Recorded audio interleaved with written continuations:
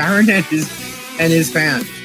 You know, Yeah, he really did. I think he built himself up and worked through his health stuff to get to that concert where he sounded fantastic. Warrior Island, a paradise of sun, sea, and second chances, where creators fly in for fame and lawyers fly in for opportunity.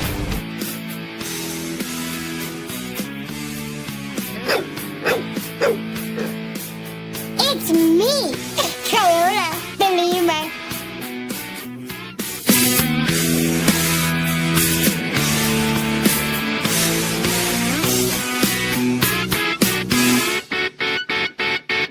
I'm ready for them at this point to say, let's change all the stoplights so red means go and green means stop. Yeah. That would be great.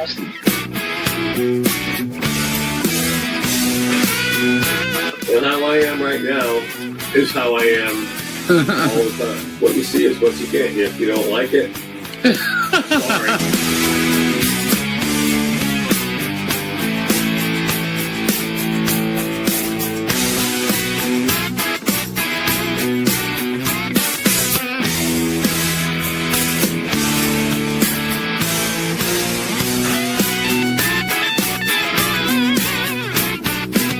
Tori, say it, Tori. Say it, Tori. I don't. It's not midnight. I can't drop the F-bomb on Lisa's channel.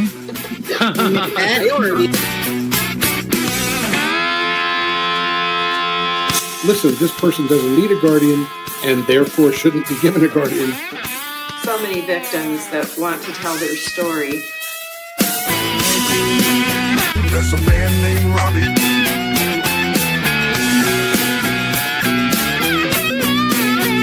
It's the Burmese. Oh, it's just gonna squeeze it and make it come out. Oh, it's the jizz.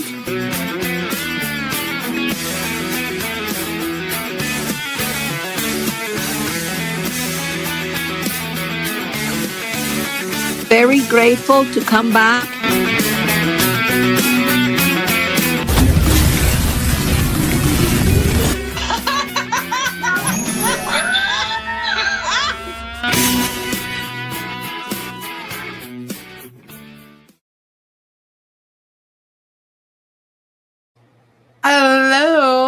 Hello. Happy Thursday, everyone. We got some screaming going on here. There's a Hurricanes game playing, just forewarning. Oh, shoot. I forgot about that. Yeah, how you doing, Tammy? I'm doing a little bit better. I got a little, I think it's breaking up. Yeah. But it doesn't sound good right now. Oh. But I'm okay. All right. Well, I hope you feel better. Hello, everybody. Welcome. Happy Thursday. It is Thursday, right? I'm losing my days. Yep. Nope, it's Thursday. You're good. Hi, Francis, Timothy, Kim, Linda, Lori J, my mama, Harper, Donna Hawkins, Mary. Hello. Hi, Melissa D. Hello. Hi, Patty.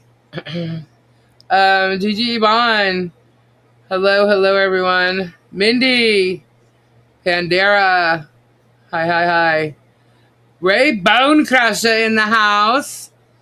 What is happening, Mr. Ray? Hello, everyone. It's been crazy here, man. I finally was able to move my bins, got my Christmas stuff starting to come down now. I feel like I just put it out. So I started doing some of that today in the midst of setting up and gearing up for this evening. Hello, Carrie. Okie Mima, hello. Can you hear him? Yeah, it's just so everyone's aware, it's 17-13. The Hurricanes are up. And there's 5 minutes left in the third quarter.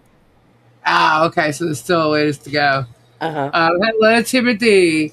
Hey, Topher, Jeff was just looking for you. Huh? Jeff was looking for you. Okay. Hey, John Cook.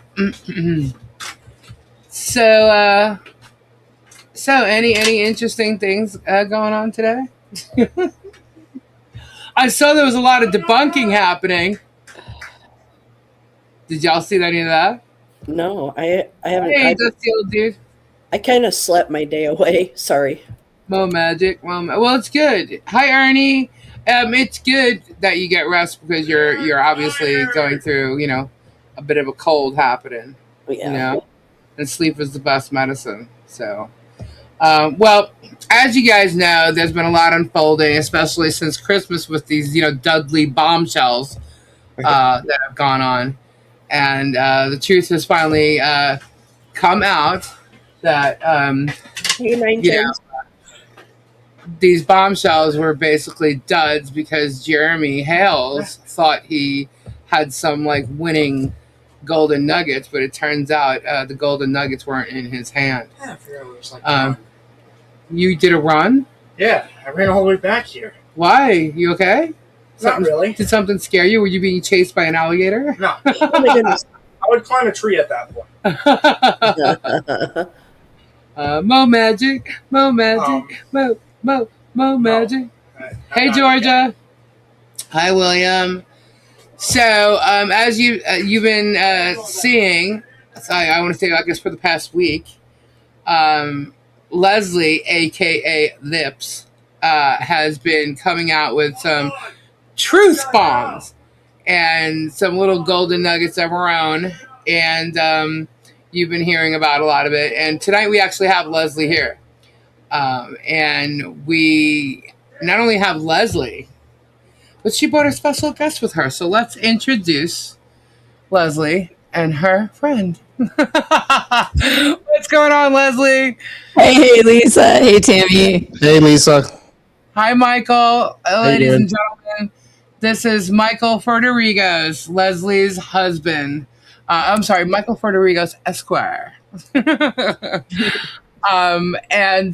So we brought them on, and a lot of you don't really know much about Michael. Michael's actually been in entertainment law for many, many years. Actually, how long have you been a lawyer, Michael? 25 or plus years? 2002. Oh, there you go. So 23, 24 years. Slowing it down a little bit now. Yeah, I started in entertainment law in 2002. Right on. And you worked with, you're pretty well known for working with Lou in the back. Lou Pearlman. Pearlman. That's why I moved down to Orlando.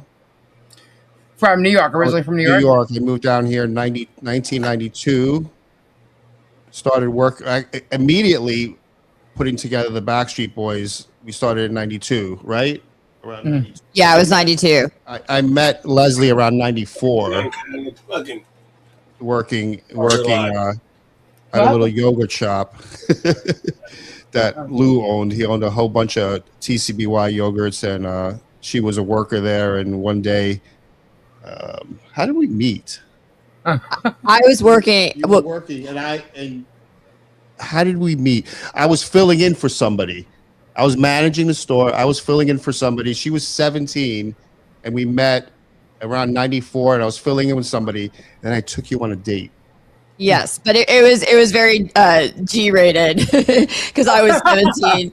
Yeah, you're 7 years old. Michael's you're how old now? Oh my God, you're like 7 years older than me. I'm 48. So Michael's 55. So at that time you'd have been 24. 24. Yeah. It was just like a simple. It was a friendship type of date. Yeah. Friend date, like no kissing involved or anything. He took me to this weird concert, and we held hands, but that was it. And then after the date, he got scared because I was young, and so we remained friends until I was 33, and that's when we actually got romantically involved and started dating, and then got married a year later. Wow, there's a big gap there. Yeah, I got married in between a little bit, so. Well, we were friends throughout the whole time.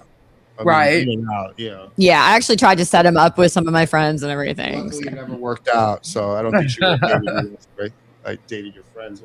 Yeah. So you ended up working with Lou and the Backstreet Boys for a long time, right? Yeah, it was a long time. That's a big part of my life. Yeah. we put together the Backstreet Boys. We put together In Sync, and then we opened up the studios, the recording studios. I mean, everybody went through that studio. You know, traveling a lot all over the world, Right. Japan, Europe. I don't, everywhere basically. You know, these groups go everywhere. Yeah. Yeah. And that Then must I, have been a then I very became, big. then I became a. I went to law school while this was all happening to become an entertainment lawyer. I went to New York and interned for a year with Stephen Beer and I don't remember the other guy's name. It's just such a long time ago. They managed Britney Spears, so I worked for them for a little while just to get the legal experience. Then I came back. Then I became in-house counsel for the groups and everything. Right. Right on. Cool. So Mhm. you've been through and seen a lot of shit. He was supposed to be on a Netflix documentary. What was it called? The one that It was like Sync I just did. they just said they asked him to be. They offered him money to be in it, but he Oh, declined. about Lou, right? Well, Lou's I'm more of story. a private person. I'm not, Yeah, they were offering me money to go, and I didn't want to do it. That's the story about Lou and his involvement with all these bands, and it was like a negative story, wasn't it? It was kind of. Well, they made it a negative story, but I mean, the music side was completely different from the whole financial side that he had. I mean, Right. he basically took the financial stuff that he got caught with the fraud, but he was funding the groups to make it. So, I mean, Right. the benefit of all that money was all those music groups. They wouldn't have made it Right. without that money. Yeah. Right. Gotcha. Cool. So, all right. So, are you gonna? You think one time like you'll be able to like come on maybe and discuss a lot of the ins and outs of that?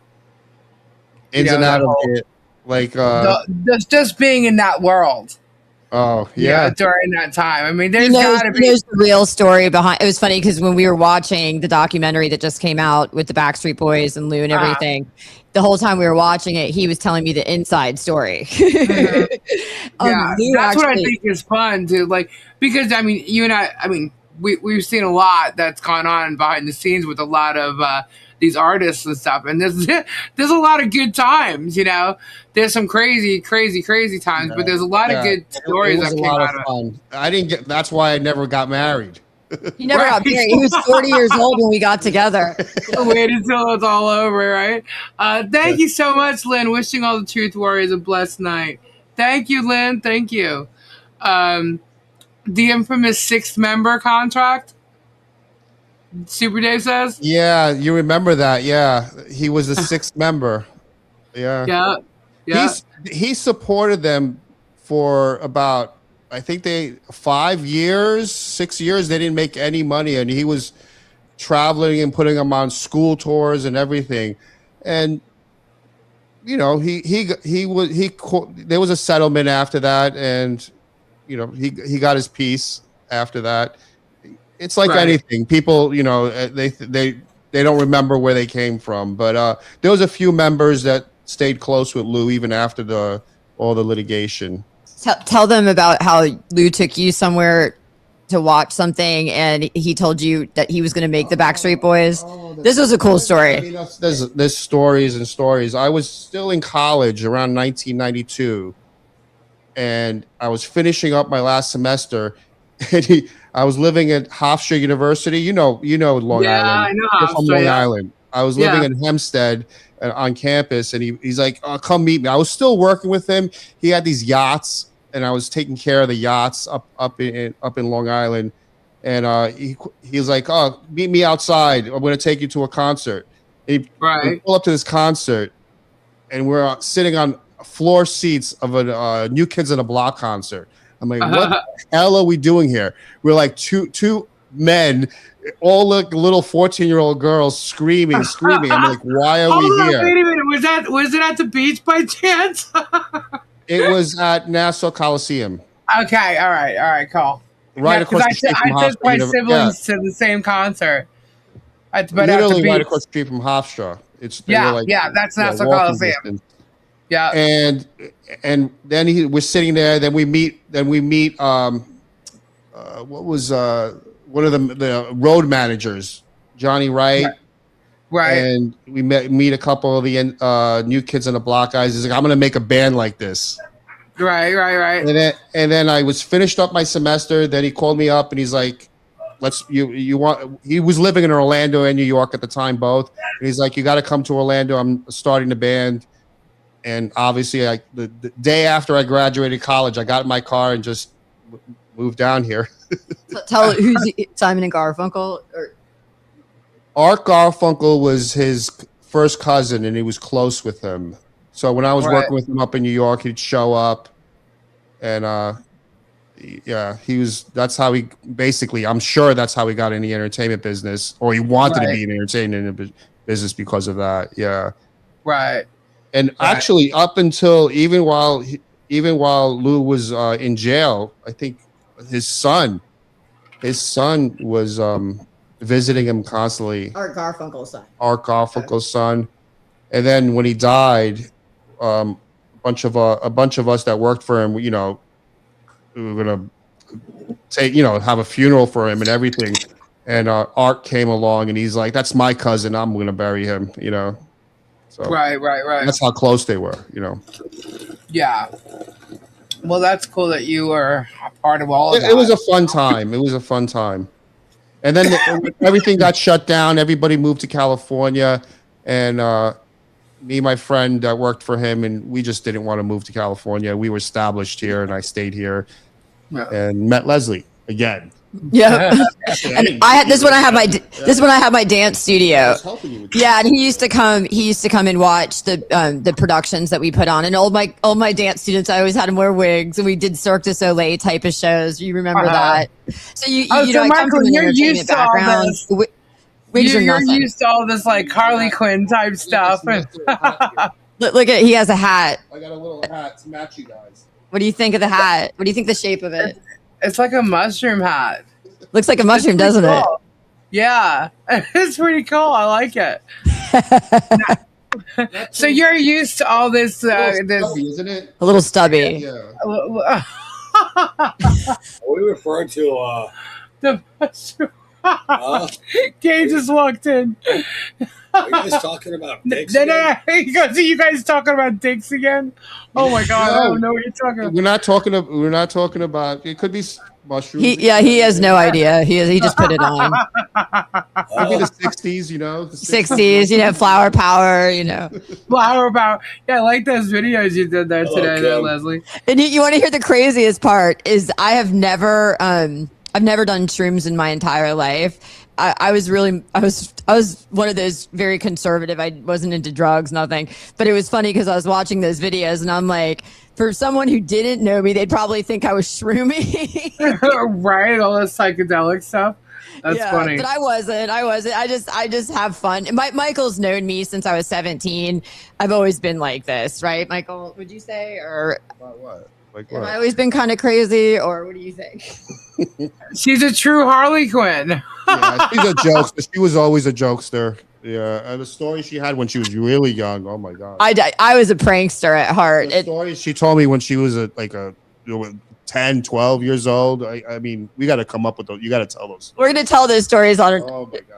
At some point, but no, not tonight. But it must be fun though. Like Michael could walk into a room at any time, and you never know who he's going to walk into. What do you think about the wigs, Michael? I love the wigs. How many Saturday nights? So how many wigs do you think she owns? How many wigs? I didn't count them, but there's plenty. It's too many. It's too many. A closet full. She looks like she has a lot of fun with it, and I bet you do too. All right, so now let's get to this. All right, I'm just gonna come out and say it. What's your opinion on Jeremy Howells, Michael? You can say no comment. It's okay, but I'm just asking. I don't. You have to ask me something specific. I mean, okay. I think Leslie put it out. I think as a car salesman. A used car salesman. I said, "Oh, for Lisa, is going down." All I know is, I mean, he had her on her good side, and obviously I knew about everything going on, and we have another recording to come out. We'll play it on our live. I don't know when we're going to do it next week. Yeah. I knew everything was going on. I didn't want her to do this, but I knew about it. And I wasn't happy, but I was laughing at the same time when she was doing all this stuff. But right. I was like, is this gonna work? Is this not gonna work? Well, from what I understood, she, her being the victim in a lot of this, I expect when it comes to him, she is the victim. So, her trying to get him to stop. I mean, and Leslie, I said this to you. Sometimes you've gone, way out of the norm to make him just stop and make you think you're gone. I mean, you vanished, you disappeared. You even tried to make him think you were dead. I mean, you've gone to a certain extreme. So it got to the point where after you lost your job, here you are, and you're like, you know what? What else can I do? If I try to, maybe I'll be nice to this guy, and he'll stop, and he'll just leave me alone if I'm nice to him. And then next thing you know, he turns it into this, you need to be honest with me. And this whole, I need to be able to trust you. That's, so you got getting her to trust him. You nailed it, Lisa. That was the hardest part. You guys saw it on his live on Sunday night. He read you the first time I reached out to him. And it really was a desperate attempt because I had tried everything. And this man had been stalking and harassing me for almost a year, successfully ruining my teaching job. So I felt like, well, maybe if I can convince him that I'm a friend of his, maybe he'll stop. And in all honesty, it did. It worked for 2 weeks. If you notice. Oh my God. Yeah. What a fool. What a fool this guy is. He had her on her good side. Right. And had her quiet and everything. And then he goes around, and I didn't know she was going to turn on him. I thought that everything was going to keep on going. And turns on him. What was his live? And he goes, I'm going to sue her. I'm going to sue her. I'm like, uh-oh. You don't know Leslie. Release the Kraken. On your good side, and you just ruined it. Michael and I were laughing. You guys see Clash of the Titans, and they go, release the Kraken. Michael's like, oh shit. I was like, oh shit, here we go again. Right? I mean, it doesn't matter. He does not give up. Obviously, you guys see it. Yeah. So you've seen all the correspondence and stuff between him and Leslie and everything. So. Of course. I mean, she was telling me that Lisa, it doesn't matter what we were talking about. Every 3 hours, it's something about Fleesa. All about you. Infatuated by you. By what? Because you debunk him. Right. And now he has another person debunking him. For what reason? He could have just kept quiet. Right. And now he has two people. She's not going to go away. Yeah. I think that's what he thinks. She's not going to go away. I think that's what he thinks is going to happen, that he's going to get her and annoy her like he did before, and she'll vanish. I wouldn't want her after me. I mean, Megan knows. Megan says, she's going to go crazy on him. I mean, so he's going to be hiding in the bushes in the backyard. So, since you brought up Megan, what do you think about Megan Fox? What is your opinion? I mean, lies. I mean, they're all lies. I don't understand this. I have no idea how they don't see the truth. I just don't understand. But I was reading up on something about it's like a team. It's like a sports team. So it doesn't really matter what they're always going to see it that way because it's like a sports team. Do you know what I mean? They can't. Yeah, I know exactly. They're not going to see it. It's their team. It doesn't matter what it is. You came in trying to help somebody. Somebody who's getting harassed. I mean, I just can't believe it. It's the sports team mentality. That's how I call it. That's what it is. we've been calling it like a cult.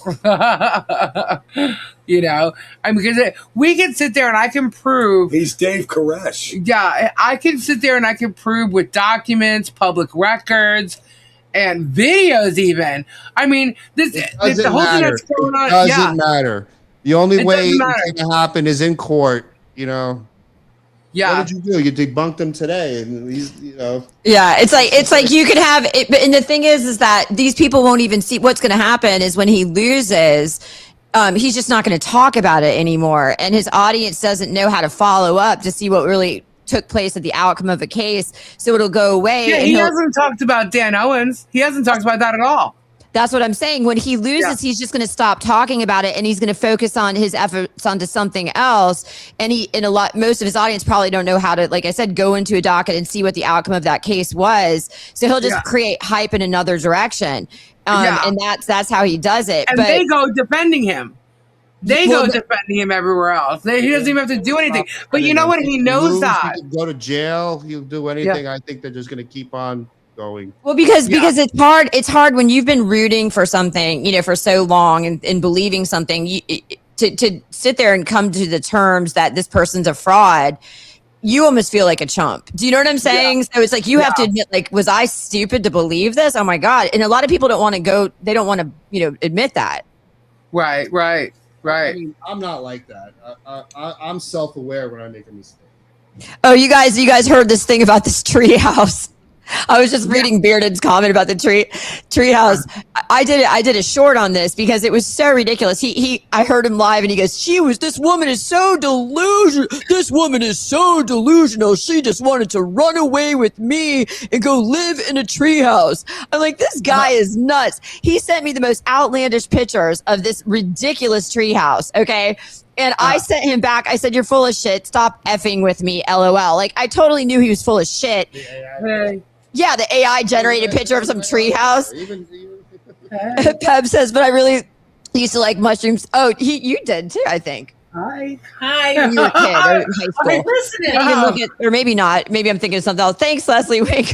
Oh, no, it's all good. I never tried them. I was always afraid to because I remember being in high school and I remember my friends were all getting into that stuff and they were like, Leslie, we know how you like to overanalyze. If you ever tried a psychedelic, you'd probably end up in a psych ward. So I was like, I am not going to. We grew up in Nancy Reagan stuff. We were, you know, if drugs are bad, remember they used to. Yeah, here's your brain on crack. Any questions? And that scared the crap out of me. So I never tried cocaine. I never tried. I tried pot in college and stuff like that, but I got paranoid on it.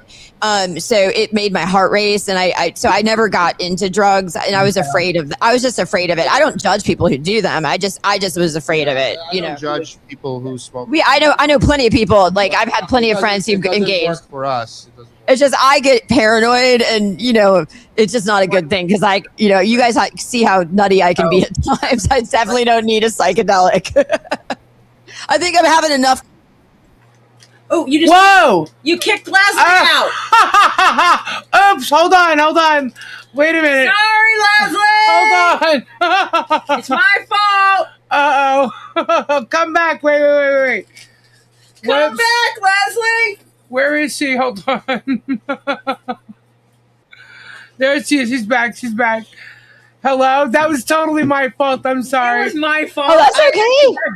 Tori, about the little mushroom head. Yeah. Mushroom head.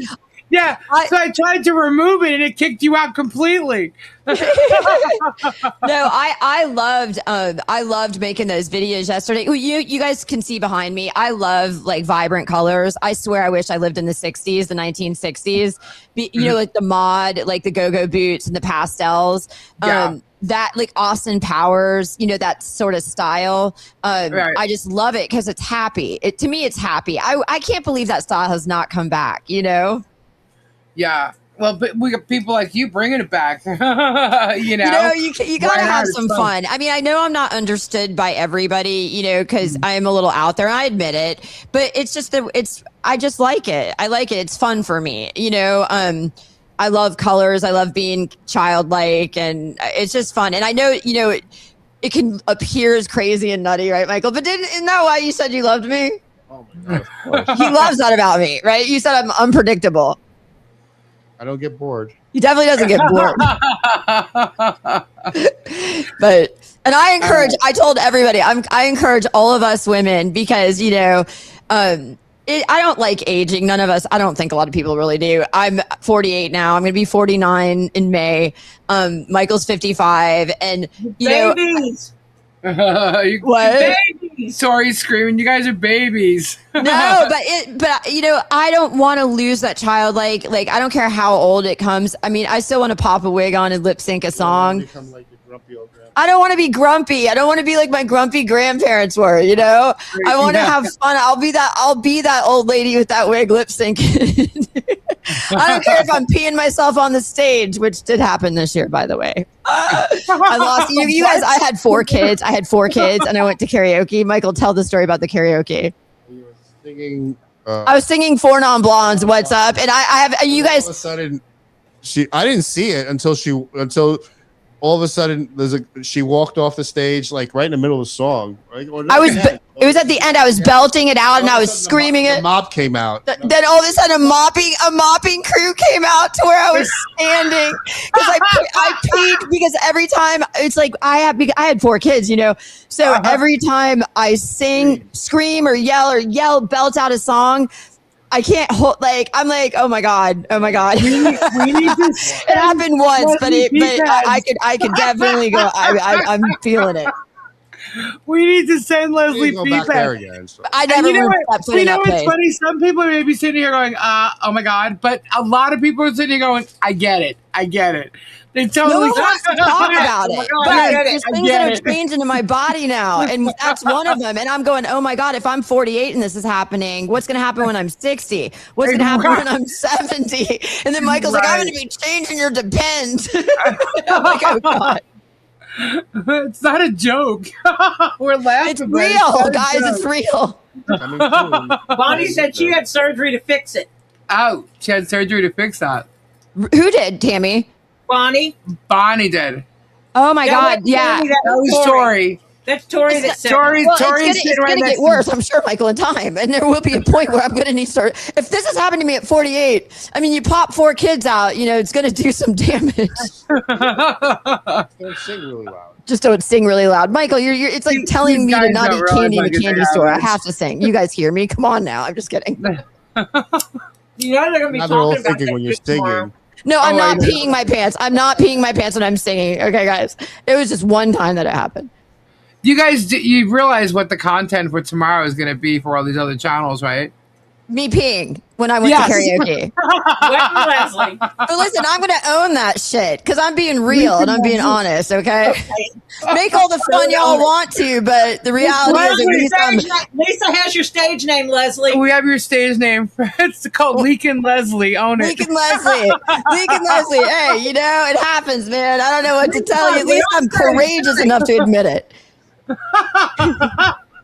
You told our kids. Oh my god! I told my kids about it too. They were laughing their ass off. Yeah. That's so. It is funny. It was real. I was humiliated. I was like, wait, whoa. Is that a mopping crew up on stage? I'm like, oh shit. Because I knew something was going on because when I looked down after I sang that song, I said, ooh, I better exit that stage. I just didn't think anybody knew at that point, but obviously it was pretty blatantly obvious. obvious. In case next time, just bring a bottle of water in your hand. They'll think you spilt the water. Oh my God, Lisa, that's a great point. Well, now what we do is when we go to karaoke, they have this Asian area of town where you get these private rooms. Yeah, we do private karaoke. And we just go by ourselves now. Oh, okay. I can't sing worth a damn, but gosh darn it, man, I have fun. That's what it's about. You know what I mean? We're not dead. You know exactly. I don't care how old we are. We all need to have a childlike spark inside of us again. There you go. I have purple hair. And look, all I see is Michael smiling, so he's not complaining. Yeah, you don't let me sing. My Mike.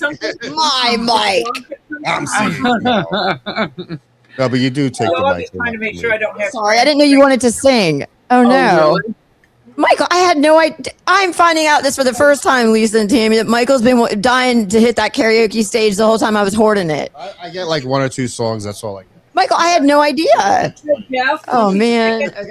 Give the man a chance, Leslie. Right? I'm so sorry. I hogged the stage. I will give it up. That's funny. All right, so Michael, let me just get back to this for a second. So, do you actually believe that through all this correspondence that you saw with Jeremy and Leslie, that Jeremy's whole goal was to infiltrate the friendship between her and I? Oh my God! Did you have all those texts? Yes, unbelievable. Every single text. It's kind of scary, actually, the way he was infatuated over you.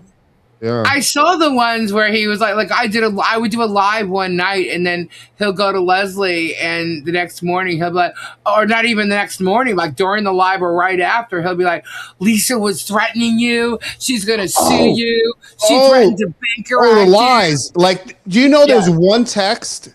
Did you ever show her the text where she's trying to say that I was you were like hitting on me and you're gonna take me away from Leslie? I'm in love with you, Michael. Don't you know? It's something to do about you're a swinger and you like threesomes or something like that.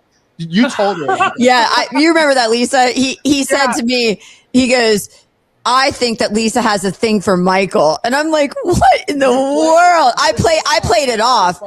I said, "Oh my God!" Or so, I don't remember what I said, but I play when he was saying these things to me. I was laughing, and Michael and I were reading it. And I was just playing it off, but I was like, "This guy's delusional." And the crazy part about it is I would listen to you, Lisa, and some of these times that he was saying these things, and I'm going, is this guy that much of an idiot to think I'm not watching Lisa's live? Is he trying to lie to me and tell me what Lisa's supposedly saying? But and that's why, Lisa, when I finally came to you and we came up with the code word ho-chunk. Ho-chunk, Then we set the bait up that, I said, just call Lisa ho-chunk, because Lisa and I already had this concocted. Why are you calling her a ho-chunk? That's not cool. Yeah, Mike, it's just me. I did you as a code word. Can't you pick a better code word? I'm like, I came up with it. It was me. I was, because she's saying we need a code word or something. I should give him a code word. I said, you know what? I said, give him ho-chunk. He will fucking love that. Give it to him. And the second she said it, he did. He loved it. And every time, from what I see from his messages back to Leslie, after that, it wasn't even Lisa so much. It was Lisa, and then in parentheses, you put ho-chunk. What was he? And then the other day, he tried to use it on a post and like made it look like Lil Leslie called me ho-chunk. And I go, oh my God, Leslie, you got to see his post. He's trying to make it look like we did. And I'm like, I was right there. It was my idea. These girls, you guys love that stuff. Hey, Lisa. Categorize us. We were having a damn good time, right, Lisa? Oh yeah, totally. What, Tammy? John just said, "What about? I thought you liked me." Oh, that's right. Yeah. See, I supposedly like John too. John Cook. Yes, you only talk to John. I've never talked to Michelle. Never said a word to Michelle. Mm-hmm. Lisa wants everybody's husband. There was one time that there was a text that he thought that you were talking to him, and he thought it was me. Oh yeah, he goes, "Nice try, Michael."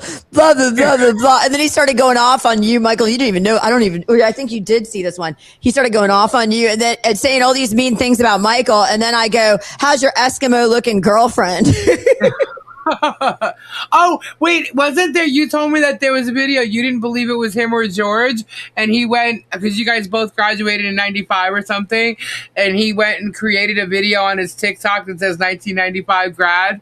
Just to prove it was him. Well, what happened was when we initially started talking, of course, I don't know who I'm talking to. So I said to him, well, prove to me that you're Jeremy Hales. If you're Jeremy Hales, you need to go onto your TikTok. He did it on TikTok, I believe. Yeah. And I said, you need to appear in that video and put 1995 in there, and you need to do it in the next couple minutes so I know I'm really speaking to Jeremy Hales. And so he did. He absolutely did. So at that point that I knew I was speaking to him.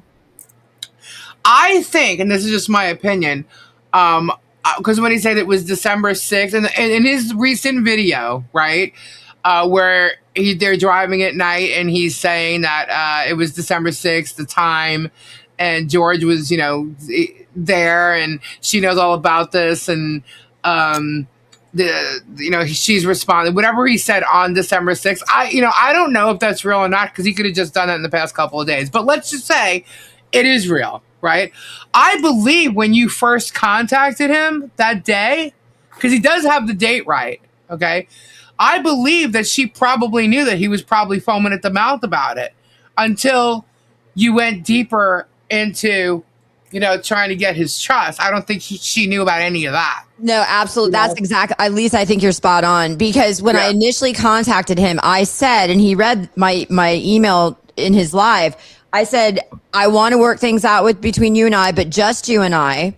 Right. And I said, I don't want to hurt anybody who's been my friend. And then that particular chain of emails, then he sent me back all the defendants in the federal lawsuit. And I specifically picked the defendants that I was friends with. And I said, I put under your name, Lisa, I said, she is my friend and she has always been good to me. And then the only people that I said anything negative about was Michael Volpe and Bruce Madskin, only because of how they handled me when I decided to drop the lawsuit, because they were really horrible to me. It wasn't even anything negative. You just said you don't like that. I sent you. You remember I sent you that email thread. So that would have been nothing that George would have been concerned about. And in fact, I would understand if George read that, because we were just he was talking about evidence with me and things like that, and what type of stuff could I give him. But then the problem was he wouldn't let up about you, Lisa. He kept talking, and I kept telling him, you're my friend, you're my friend. Well, then I can't trust you, Leslie. Then I can't trust you. You need to give me, I think you're lying to me. You need to give me things on Lisa. And so that's why I started saying things, but I made sure that it was opinion. It wouldn't hurt you, just to get his trust. And that's why I finally came to you. I said, Lisa, you need to know what's going on. I don't believe this stuff, but he's forcing me to basically prove myself to him. And at this point, I was in so deep with him that I started. So we told you before.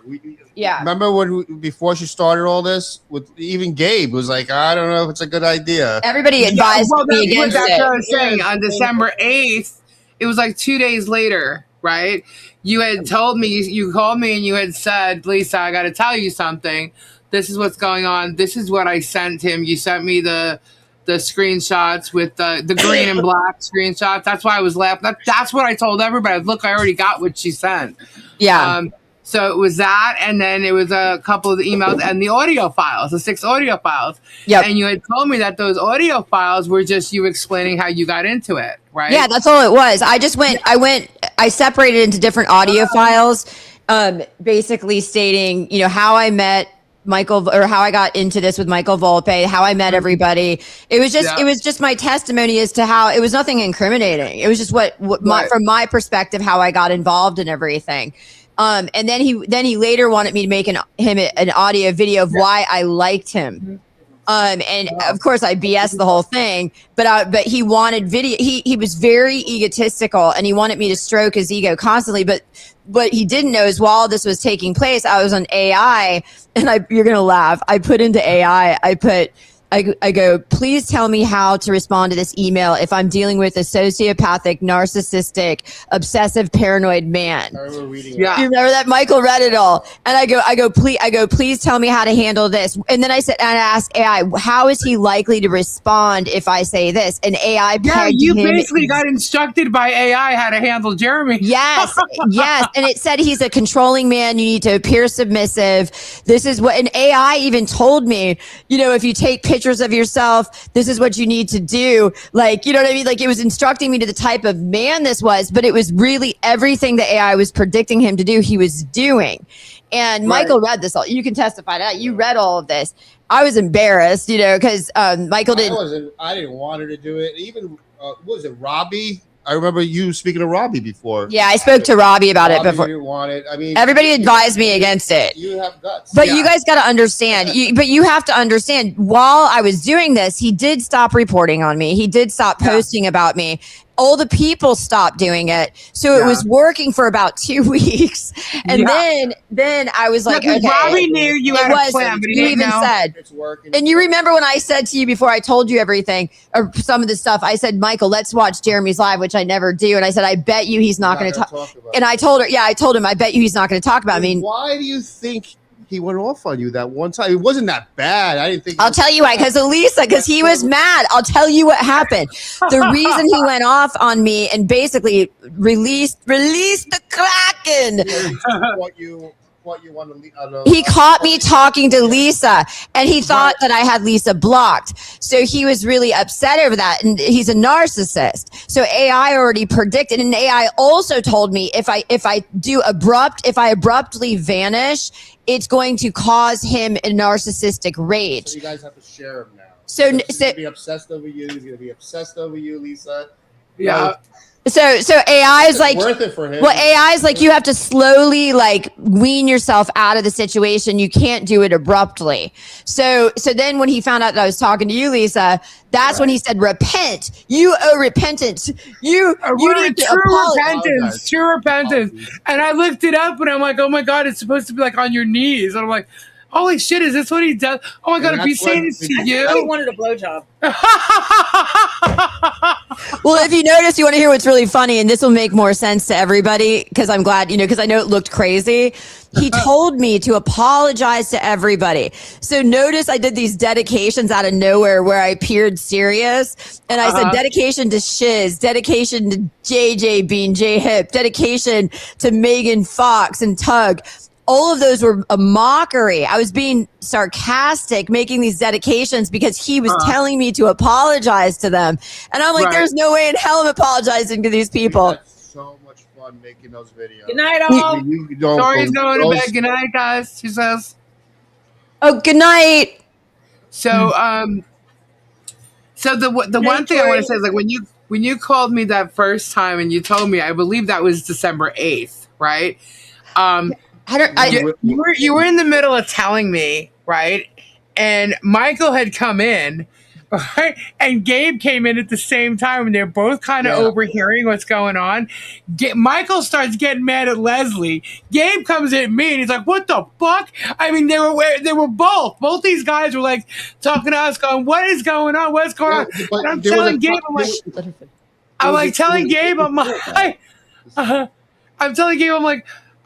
wait, I'm trying to find out. She's trying to tell me what's happening. And all he heard was what you said. It's like, wait a minute. And I had to wait for him to walk out because he was just like, this is crazy. What is happening? And Michael's going, this is crazy. What is happening? The both of them at the same time. I was trying. See, what happened was I knew I had to start this start my, communication.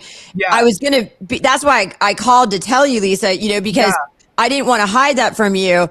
And I was like, Lisa, please, you're not going to understand this. But that's why I called Robbie. And I told Robbie that I was going to start this communication. But Robbie I knew the plan, but he didn't know what the plan was. And he was just like, Michael didn't understand it either at first, but he did. He ended up finding out. But I was against it. He was against it at first. Yeah, so was Gabe. But then she still ended up blocking me. And so I didn't know. It wasn't until Jeremy posted that audio and I was like, I contacted Michael. And I'm like, what the hell is this? I'm like, did she send this to him all patched up? Like, what the hell's going on? That's a fucking lie. I'm like, what the hell's happening? I was supposed to have blocked and you told me to block her. No. See, what happened was I didn't want my phone records being subpoenaed by him because he was like, well, show me, prove to me you're not talking to Lisa. Show me your phone bill. And I was like, I can't do that. I was like, I have other numbers. That's an invasion of privacy.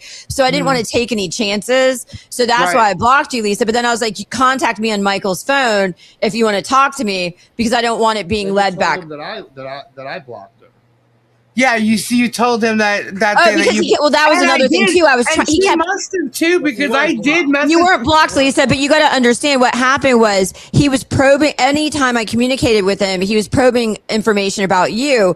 So then once I said Michael had you blocked and I had you blocked. To him, no, Michael never blocked you. Once we both said that we had you blocked, then when he would ask me these questions, I'm like, Jeremy, I've given you everything that I have. I have Lisa blocked. I have not talked to her. Do you see what I'm saying? And Michael hasn't talked to her either. So, and then that night I spoke with Michael and we were talking and I kept going, yeah, I know it's nothing legally against me, but I still don't get I'm still having to defend this. And I'm like, she's my friend. I understand what's going on, but how do I even speak about I don't even know what to say, And finally Leslie's like, she just jumped on the phone and she told me the whole thing. She goes, I'm still doing this, Lisa. I'm like, she goes, just trust me. I'm like, okay. I know, Lisa, I'm up Schitt's Creek without a paddle right now, okay? I'm in the lion's den with the freaking narcissistic, demon here. Because I had no idea. And the one thing I said was, okay, I don't want to know what's going on. Just tell me after the fact, I'm like, I don't want to know. because I didn't want you, because you know what it is? It was hard for me, and this, I know a lot of people were upset with me, because I was trying to protect you, Lisa. Yeah. Not having knowledge is a protection. Sometimes when you have knowledge of something, it opens you up to having liability in something. Yeah. And I did not want you to have any knowledge. So I was trying to protect you. I knew I was going to come clean with what was going on eventually, so that you would know all the whole story. I knew I had nothing. And that's why I kept on calling you, trying to calm you down. Touchdown, baby. You remember? Nice. He's so excited. Nice. Lisa. Hi, Tony. Sorry. Go ahead, Michael. What?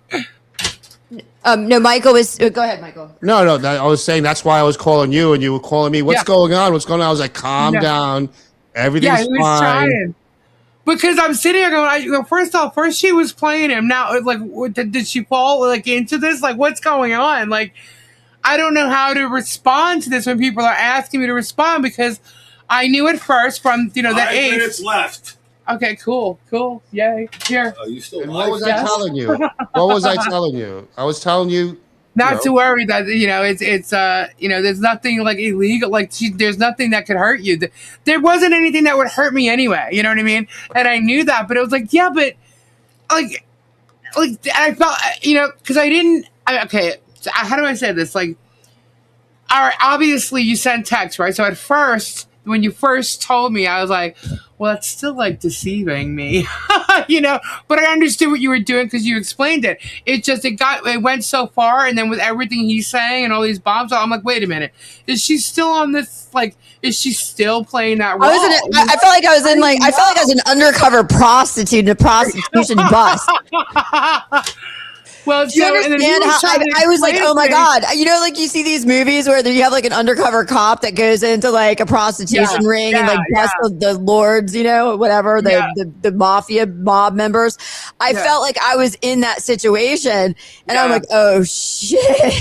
And I was like, and even Michael, you're like, Leslie, you got to get out of this situation. This has gone way too deep. And I'm going, oh my God, what am I do? But it was funny because I heard Jeremy the other night, I think it was on Tug's show, and he was making fun of me going, and she was bopping around to all these different emails trying to hide it from Michael. And you know what I did? You know what I did to Michael? You guys are going to laugh.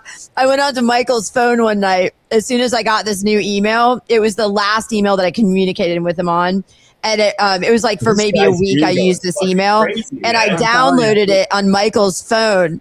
And I was just waiting for Michael to realize that he had this new email. And one day, the next day he comes in, he goes, Leslie, Jeremy Hales just emailed you, because Michael had blocked him from the other ones. He didn't want him communicating after a while. He was like, I'm done. I go, Michael, I did not want this to happen. No, Michael's like, we just need to edit. I go, Michael, I can't. I said, AI told me I can't abruptly stop this or he's going to go into a narcissistic rage. I said, I have to slowly kind of tinker out of this whole thing. But I downloaded my email, this new email on Michael's phone. So as Jeremy was emailing me, Michael had it on his phone and I had it on my phone. So we were both getting it together. And Michael's like, look, do not respond until I come in and I help you with some of this because you got it, and Michael and I were at disagreement. He's like, you just need to end this contact. I go, Michael, I'm scared. I go, if I abruptly end this contact, he's going to go into a narcissistic rage. I go, maybe, I think I'm going to what he was kind of doing. Yeah. Because when he realized, because basically what was going on was, all right, so I'm laughing with these bombshells, and it's all about Leslie. I'm like, oh, come on. First of all, they're not bombshells because I know that there's nothing that Leslie even has to go, get me on or anything. So I was laughing about it the whole time. I'm like, I know what it is. Let's let him say what it is, and then I'll debunk it, right? And I told that to everybody here. I said that on the live. So he did. We waited. He did. I told him. But like I said, they got to a point where I'm thinking, is she still playing this role? And I'm talking to Michael. And he's like, and he's trying to explain to me, Lisa. He goes, yeah, but he goes, it's still nothing legal against you. I'm like, I know that, but fuck, what the hell is going on? Can I tell you guys Lisa, can I tell you the absolute biggest, the hardest part of this whole thing is, he kept wanting me to prove that I could be trusted. That's why I came out with that video. Where I was like, he's so good looking. He's so intelligent. Michael hated that. Michael's like, I can't even listen to this bullshit anymore. And I'm like, oh my God. And I go, Michael, you don't understand. He's losing trust. Remember, Lisa, I told you he's losing trust. And I go, I got to prove my trust to him. And so anyways, I came out with that video, but Michael and I, after I did the video, I remember we sat around laughing. And Michael's like, Leslie, the one where I said, he's so good looking. I said, there was a couple. It was in like 1 or 2 days. It was in like 1 or 2 days. And then I was like, I need to come out publicly and say that I have a crush on him because then, and I was like, that way, yeah. But on that call, I'm talking to Michael, and Leslie just goes, forget it. It's not happening. Hold on. And she grabs the phone and she goes, Lisa, I'm still doing this. And she goes, you got to trust me. And she ends up telling me everything from that point. So it was like, that was like, what, a week ago? Maybe a week and a half ago? Yeah. So I'm like, okay. I'm like, so I got it. All right. So, all right. I'm still in the same. I don't need to know. But Lisa, the day that you found out was the day you did that thumbnail. Remember, we were concocting the thumbnail together? Yes, the thumbnail of Germ with the computer in front of it and lips like the lunatics in a pod. Yes, and we were laughing. I go, Lisa, and Michael, you go, make sure you use the word lunatic. I go, Lisa, because remember we were like, maybe you should do 2 loonies in a pod. And Michael's like, no, do 2 lunatics in a pod. And so then, because we were trying to throw him off, right, to make him think that Lisa was mad at me. Yeah. And so Lisa, you did 2 lunatics in a pod. And then he sent me a screenshot of that, and he's like, look what I know. I saw it. Look what she did. She's mocking you. And she's doing I was like, and I kind of felt bad about the thumbnail in the first one. I'm like, you know what? He does this shit every day. You know what I mean? He makes this shit up. I'm like, all right, is his lips the new sub George? I'm like, oh my God, that's gonna piss him off. I'm like, yeah. I'm like, I was laughing my ass off. I'm like, this is fucking crazy. And that was the same day that because you said he was losing trust. So you came at me and you had said, Lisa, please take that. It was the next day. Sorry, it was the next day. Please take that video down. And I'm like, hell no, you shouldn't have deceived me. Like, remember we were on the phone and I go, Lisa, we're going to have a text message where we're arguing over this. And then I'll screenshot the text and send it to him so he'll believe me. Yeah, but other than that, I had nothing to do. But that's ever since I known that, okay, so she's definitely played him. This is on. And it was from the moment that I said who's playing who is when he started questioning her. Well, because then I said, I got him up until that point. Yeah, you guys messed up. We didn't mess up. Yeah. He messed up when he went after me. He released the Kraken.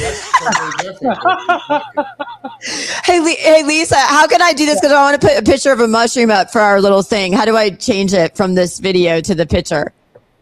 Turn your camera off. Okay, hold on. Let me try that. Okay. Nope. You have to change your avatar now. Okay. How do I do that? The 3 dots next to the 3 dots. Okay, hold on.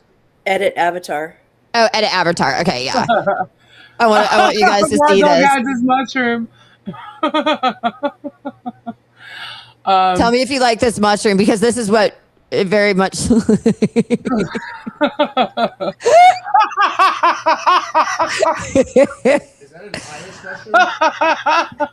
that an Irish mushroom? An Irish mushroom? Oh my God. It looks I don't even know what the hell that thing looks like, but it's an odd looking mushroom. It's definitely odd looking. That is anyway. Looks like a cake pop. It looks like how many licks do you get to the center of the lollipop? Right. Ew, not it looks like a helmet on top of a stick. Yeah, that is a good question. Super Dave. Should he have even been speaking to Leslie without his counsel? Nope. Yes, he's allowed to do that because one, I'm a retired attorney and Michael's representing me, and we're just adversarial parties in a case, so we're allowed to speak. It would be no different than if two people were going through a divorce and they each had attorneys; they can still talk. Do you see what I'm saying? Right. Okay. So then here's another question: what's the story? Because he says he got your deposition. No, he never got my deposition. Oh, tell about the story about the deposition, Michael. Michael's looking at real warrior site. Michael's obsessed. I love it. I laugh so hard, but like you said, it's a team thing, and it's like so funny. Like, do you believe the real this? warriors? Those are the worst of the Facebook haters, by the way. Just so you know, they're the worst. They're like the most evil. It's my comedy. This is my comedy, okay, guys. Thank you, Melissa. Thank you. Sorry, go ahead. No, but Michael, tell about the deposition, how he was trying to sideswipe. Oh, what he wanted to and he didn't want me to have counsel there. He didn't want you to have counsel. Actually, that's pretty bad, actually. Yeah. Contacting you directly, even though that is not allowed by the way. Even though he wasn't really contacting you directly because it was on my email. I mean, that was the Gmail that was on my phone. That was the Gmail that was on my phone. Oh, yeah. Yeah. Okay. Yeah. So they were trying to get you to do a deposition without your lawyer present? Without Michael there. And I had that email on my phone. She downloaded without even me knowing it. It would pop up. The email would pop up when Shock It or whatever. Yeah. So that's how you knew that they were trying to do that. They were contacting her without going through me. Right. Even though it was on my phone because she downloaded the email on me, and I'm like, what the hell? And I was like, right. I mean, that's a no-no. That's a no-no. Yeah. Yeah. Wow. No. That's a no. No. Wow. So, and is that where like Shock It like disappeared out of anything, or like his name popped up and then all of a sudden no, it didn't. He was gone. No, you didn't hear from him about doing a deposition since then? No, he ended up, what happened was I copied Michael on my response to Shock It. And that's what I did. I ended up copying you on your I responded from my M. Yeah, and that's when Shock It started then contacting you after that. So let's get this straight. So all he said was, he never did. Even after my response, he never contacted me from my email. He contacted you after I sent my email. No, but then I copied you. I copied you on it, so you could be when I responded. Super Dave has a more legal question. Yeah. What do we expect? Yeah. So let's just get this. So you can talk to Jeremy, but if it was regarding the case, the lawyers have to be involved. Is that correct? No, Jeremy and I can talk about the case, but our communications are not privileged. Do you understand? What Jeremy communicates with his attorney is privileged, and what I communicate with my attorney, which is Michael, is privileged. But him and I can talk about the case. But if we were going to go try to solidify something, like set up a deposition or coordinate something or waive a privilege we had, which is what Shock It ultimately was trying to get me to waive my attorney-client privilege with my husband as my attorney. That has to be done through the attorneys. Right. Gotcha. Yeah. Okay. Because people are under the impression that if you're suing someone, you can't talk to that person or for whatever. No, you're allowed reason. to talk to that person. That's why, like I said, when I used to represent clients in divorce cases, the husband and wife would always talk, and we actually encouraged it. We would say, look, if you guys can work something out, that's better for everybody because it's less money you have to spend. Mm-hmm. So here's a question from Super Dave. He says, does him talking about forwarding Leslie's email to Shock It open Shock It up, or is lawyer-client privilege jeopardized? Leslie's emails, was him talking about forwarding Leslie's emails to Shock It? Forward which emails? No, that's not privilege. That's not privilege unless it's specified that it's a settlement negotiation privilege. But you have to signify that it's settlement negotiation privilege. But Michael would have to have been there, because he represented me. So does him talking about forwarding Leslie's emails to Shock It? Oh, I see what Super Dave is saying.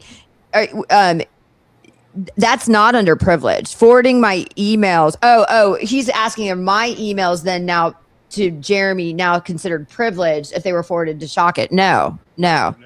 Definitely not. And I heard Jeremy saying that this was all covered under attorney-client privilege. That's bullshit. Okay. My communication with Jeremy is not privileged just because he forwards it to his attorney. If he wants to talk to his attorney, that's privileged. That's private. What he chooses to talk to his attorney between him and his attorney. But if he discloses that, if he copies you in that email, that's and let me explain it best like this. If every time that you're in a legal case, evidence, you do discovery and evidence gets turned over, and you get emails and you get all kinds of things in discovery of evidence, and it's given to the attorney right on the other side who requests it. If it was privileged, then none of that evidence could be used in court. Do you understand? So that evidence is definitely not privileged. Now, you were copied on it. Once it's no, Michael. What I'm saying is that if privilege would mean that it can't be used in the court of law, right? So if I am emailing with Jeremy, that absolutely can be used in the court of law. Just because he forwards it to Shockit doesn't all of a sudden make it privileged. That's what you understand. Because it's already disclosed. Yeah. Once you disclose it, because he said it on someone's stream that it was his grandmaster chess move. Well, it's not because so this is funny. So him and I were talking at one point, and I was just BSing around. I go, "Oh, this could be considered attorney-client privilege settlement negotiations." Laughing, right? He didn't mean that. That meant no, and so that had a different meaning to it, by the way. But anyways, that was definitely not a grandmaster chess move because Jeremy has no idea or concept what attorney-client privilege is. And just so everybody knows, attorney-client privilege is not absolute. It can be you can pierce the veil. It can be, there's exceptions to that. But this definitely, mine and Jeremy's communication is not attorney-client privilege. What is it that he shared your communication with George, Megan, Tug, Shockit, Shizzy, all of them? Is that invasion of privacy? Michael doesn't want to discuss that at this time. Yeah. Okay. Gotcha. Okay. So let me see. Now, Shizzy was talking tonight about an old case. Do you want to talk about that, or it was a former client of yours or something? Or are you gonna? I could just make a brief statement. We could talk about that after he finishes his. Let Shizzy finish. I'm gonna debunk it tomorrow. After Shizzy finishes.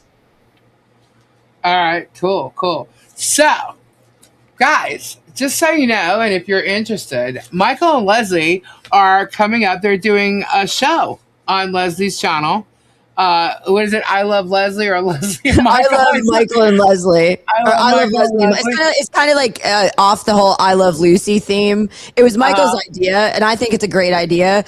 But it's going to be, Michael how long did you practice law for? Since 2002. And we're in 2006 or 26 now. So 24 years. Michael's been a practicing attorney for 24 years and he still holds his license. I am a retired attorney and I was a trial, appellate, federal, state attorney. Michael too was a federal and still is a federal and state attorney. And so we are going to have a show where we're going to debunk because we are both, educated in the law. We know we have experience more so than Megan and Tug, and definitely more so than Jeremy. So we're going to have this show where we actually get into the legal analysis, of exactly why we're going to. He's debunked on almost, I would say, 95, if not 100% of the stuff he says. So we're going to have a show on that, but it's also going to be mixed in with some humor. We'll have some conversations about, funny things too. You know what I'm saying? These like conversational mixed in with debunking. Yeah. I do have some questions here. Actually, can you see the back chat? Oh, hold on. Let me see. Oh, okay. There we go. Yes. Okay. Where is that one? If you guys have any questions, just put them up there. Let's see.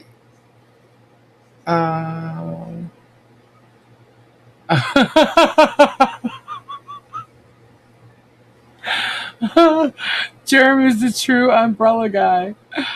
Oh, that's great. What was funny is Gabe was on here pretending like he didn't know that dicks look different and stuff like that, and you got these people believing what Gabe was saying. I'm like, are you that stupid? Are you that stupid? Hey, are you okay? Michael's stepping away for a moment. He'll be back. We're just he's got to handle something really quickly.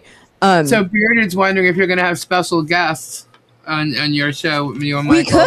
could. Michael came up with the idea. He thought it was he thought it was needed. It really is needed because, right now, Lisa, it's like listening to Megan and Tug and Shizzy Wiznut and Jeremy Hale's report on this crap it's so incorrect and it's so misleading that you really need, and Michael has an active license and, and I'm retired, and this whole situation really needs some good legal commentary. And of course, Lisa, we'll appear anytime you want us to on your show too. You know what I mean? Whenever you want us to. Yeah. But we're gonna do it on a night that doesn't interfere with anybody's lives. So we're thinking either Wednesday nights or like earlier on Saturdays before your show, Lisa. One or the other. And we're basically, we just think it's a needed show. Yeah.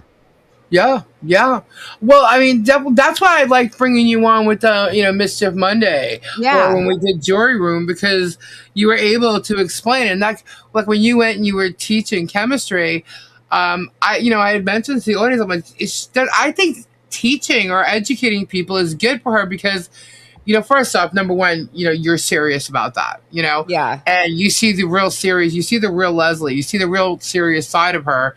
And when you explain things, you're explaining them so that they understand how things work or what procedure is or whatever. So I thought that's why I truly believed, and you were all happy and stuff when you were teaching. I was. Cool. Here's another thing. You were in your realm, Yeah, he's an absolute fool because now I'm unemployed. Okay, I'm unemployed because of him. Release the Kraken. And so now all I have right now is time on my hands to do this. And so, I intend to do this. And my goal is right now to get my audience viewership up so that I can really start to focus my energies on debunking this guy. So I am spending my days working on this.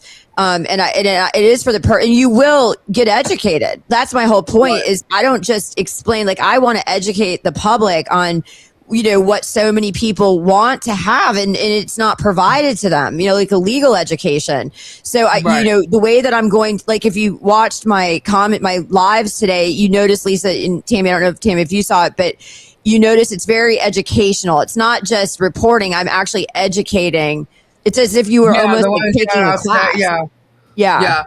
Well, like when you would come on, like when we did the dockets and stuff, and you were explaining, like as we were reading them, you were explaining what this means, like especially a motion to dismiss, you're explaining the procedure, like I think the other day you were talking about how, you got these people like Megan or Tug or I'm just going to throw like Squid, whoever, these people that they're talking about these motions or these filings on the docket that are normal filings. Yes.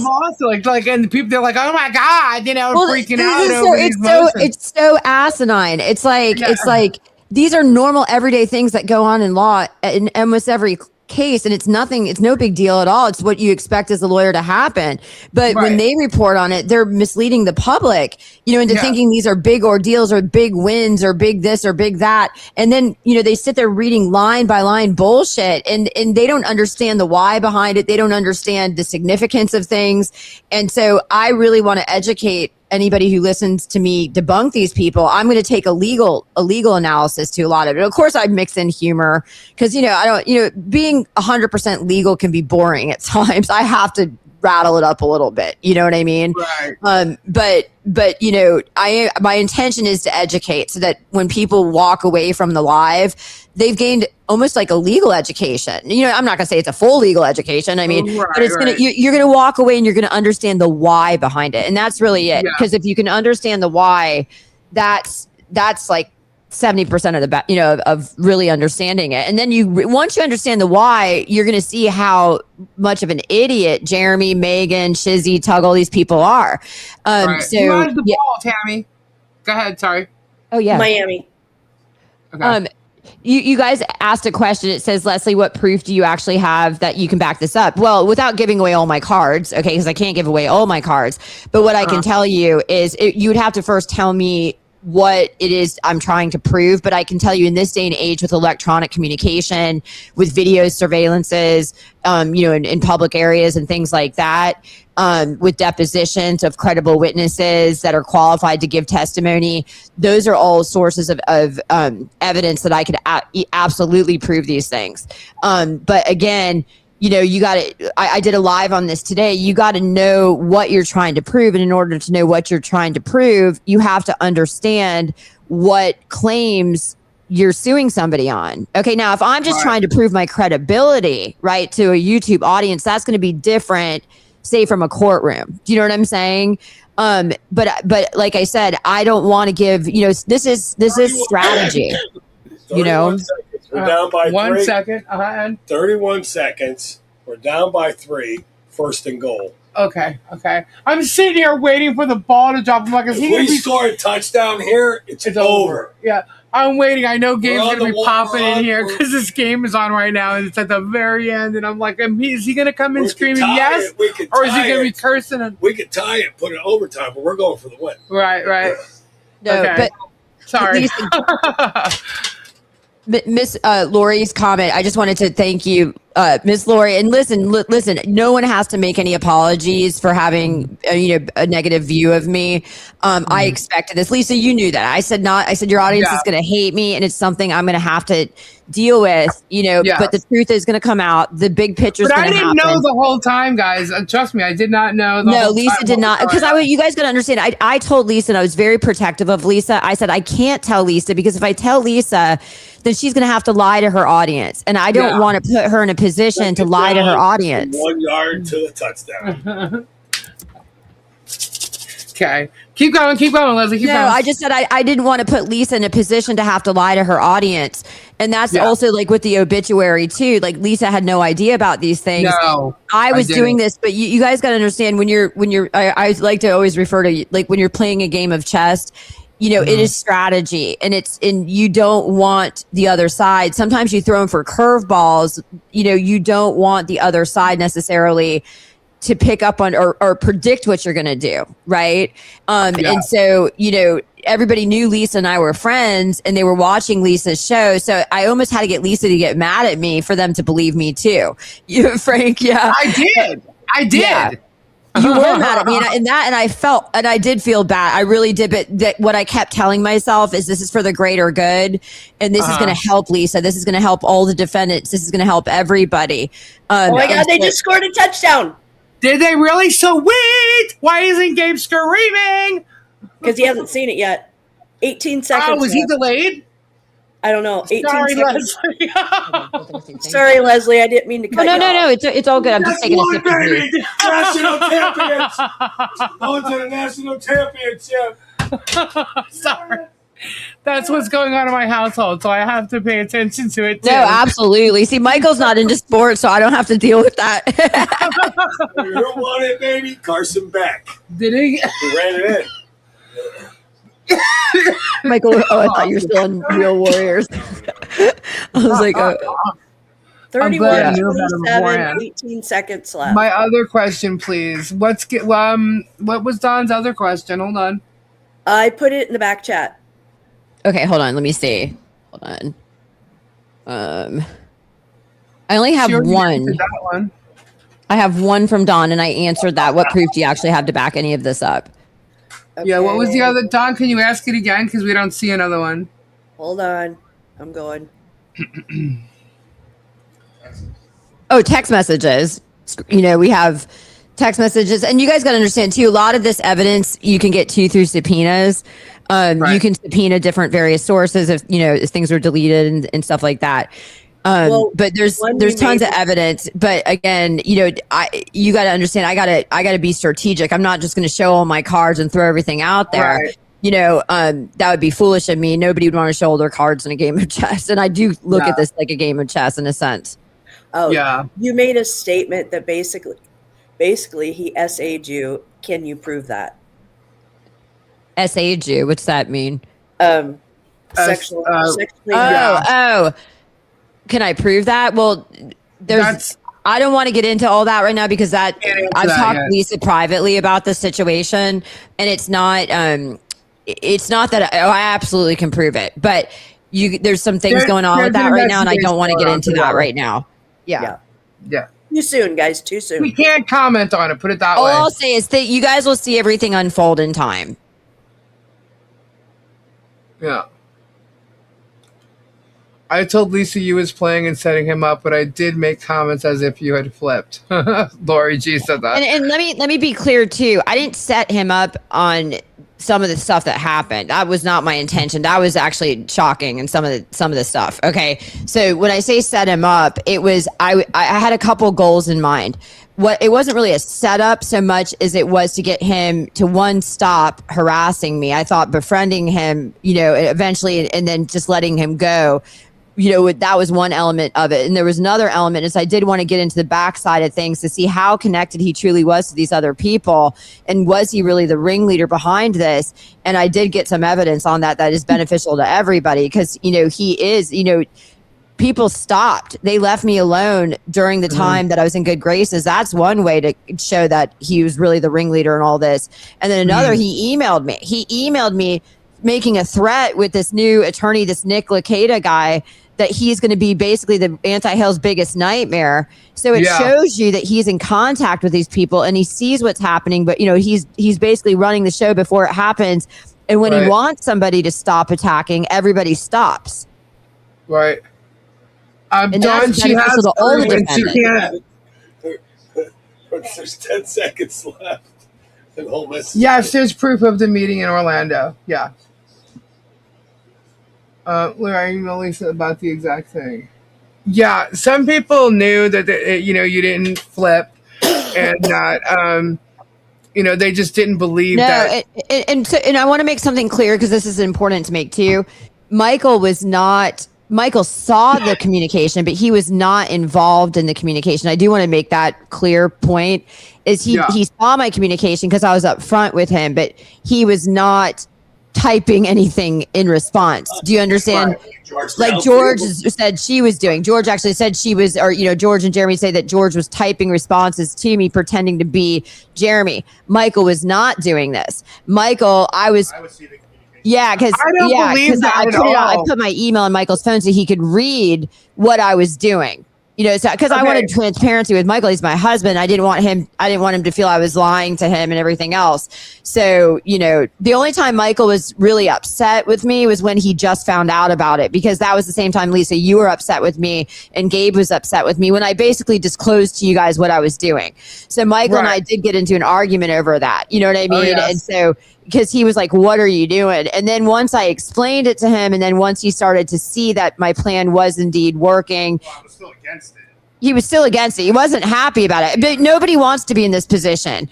But, at the same point, we're not dealing with a normal person either. This guy's obsessive. He stalked and harassed me. He ruined my employment. That affects Michael too. So Michael could understand. And thank God Michael was, smart enough to understand this, because some people might not have understood this, but Michael did understand, and I give him credit for that, and I give him the utmost respect for understanding, because he also saw me and saw what I've gone through with Jeremy. He saw me at my worst. He saw me not be able to get out of bed, for a week at a time over the depression. He saw me lose a job that I loved over this man, and so we tried everything. We contacted law enforcement on a state level. They had they directed me to the FBI, and it was just like nothing was coming. Nothing was stopping this man. Right. And the audacity of them all saying, well, just disappear. She did. Yeah. They're all telling me now, just disappear. Lisa, I disappeared. I shut down my YouTube channel. And then because you wrote an obituary. Because I wrote it. That's proof I wanted to disappear. I didn't want this guy, because you guys got to understand. I never, up until December 13th. Miami won. Game over. Miami won. Game over. Sweet. Did they win?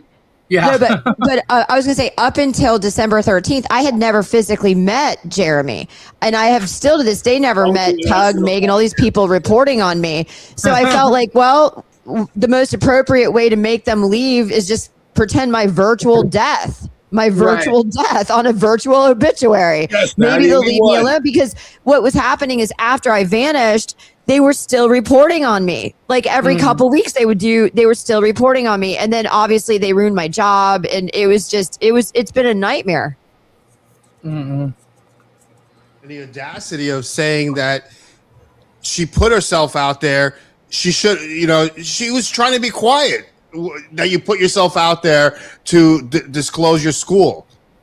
Right. How did you do that? No, I never did that. And Lisa, you remember, I told you in secrecy, remember? And this is why I knew you had nothing to do with it.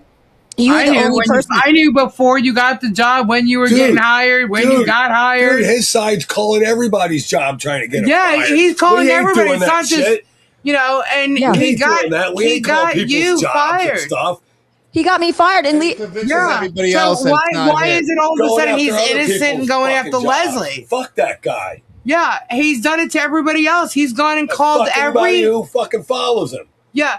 He's gone after everybody in whatever way he can. He's saying now that someone's calling the people that own my house, and they're going to buy the house that I live in underneath me, and that's a lie. Yeah, that's an absolute lie. No, he's got a team of people that are doing a lot of his dirty work, but he's the ringleader in all of it. I have no doubt in my mind, and this you've got proof actually of I have proof now through my ordeal this last December with him. But I vanished. I didn't want anything to do with this man. He ruined my job, successfully ruined my job. I wasn't getting the help I needed. And so I had to think out of the box. Sometimes you have to think out of the box.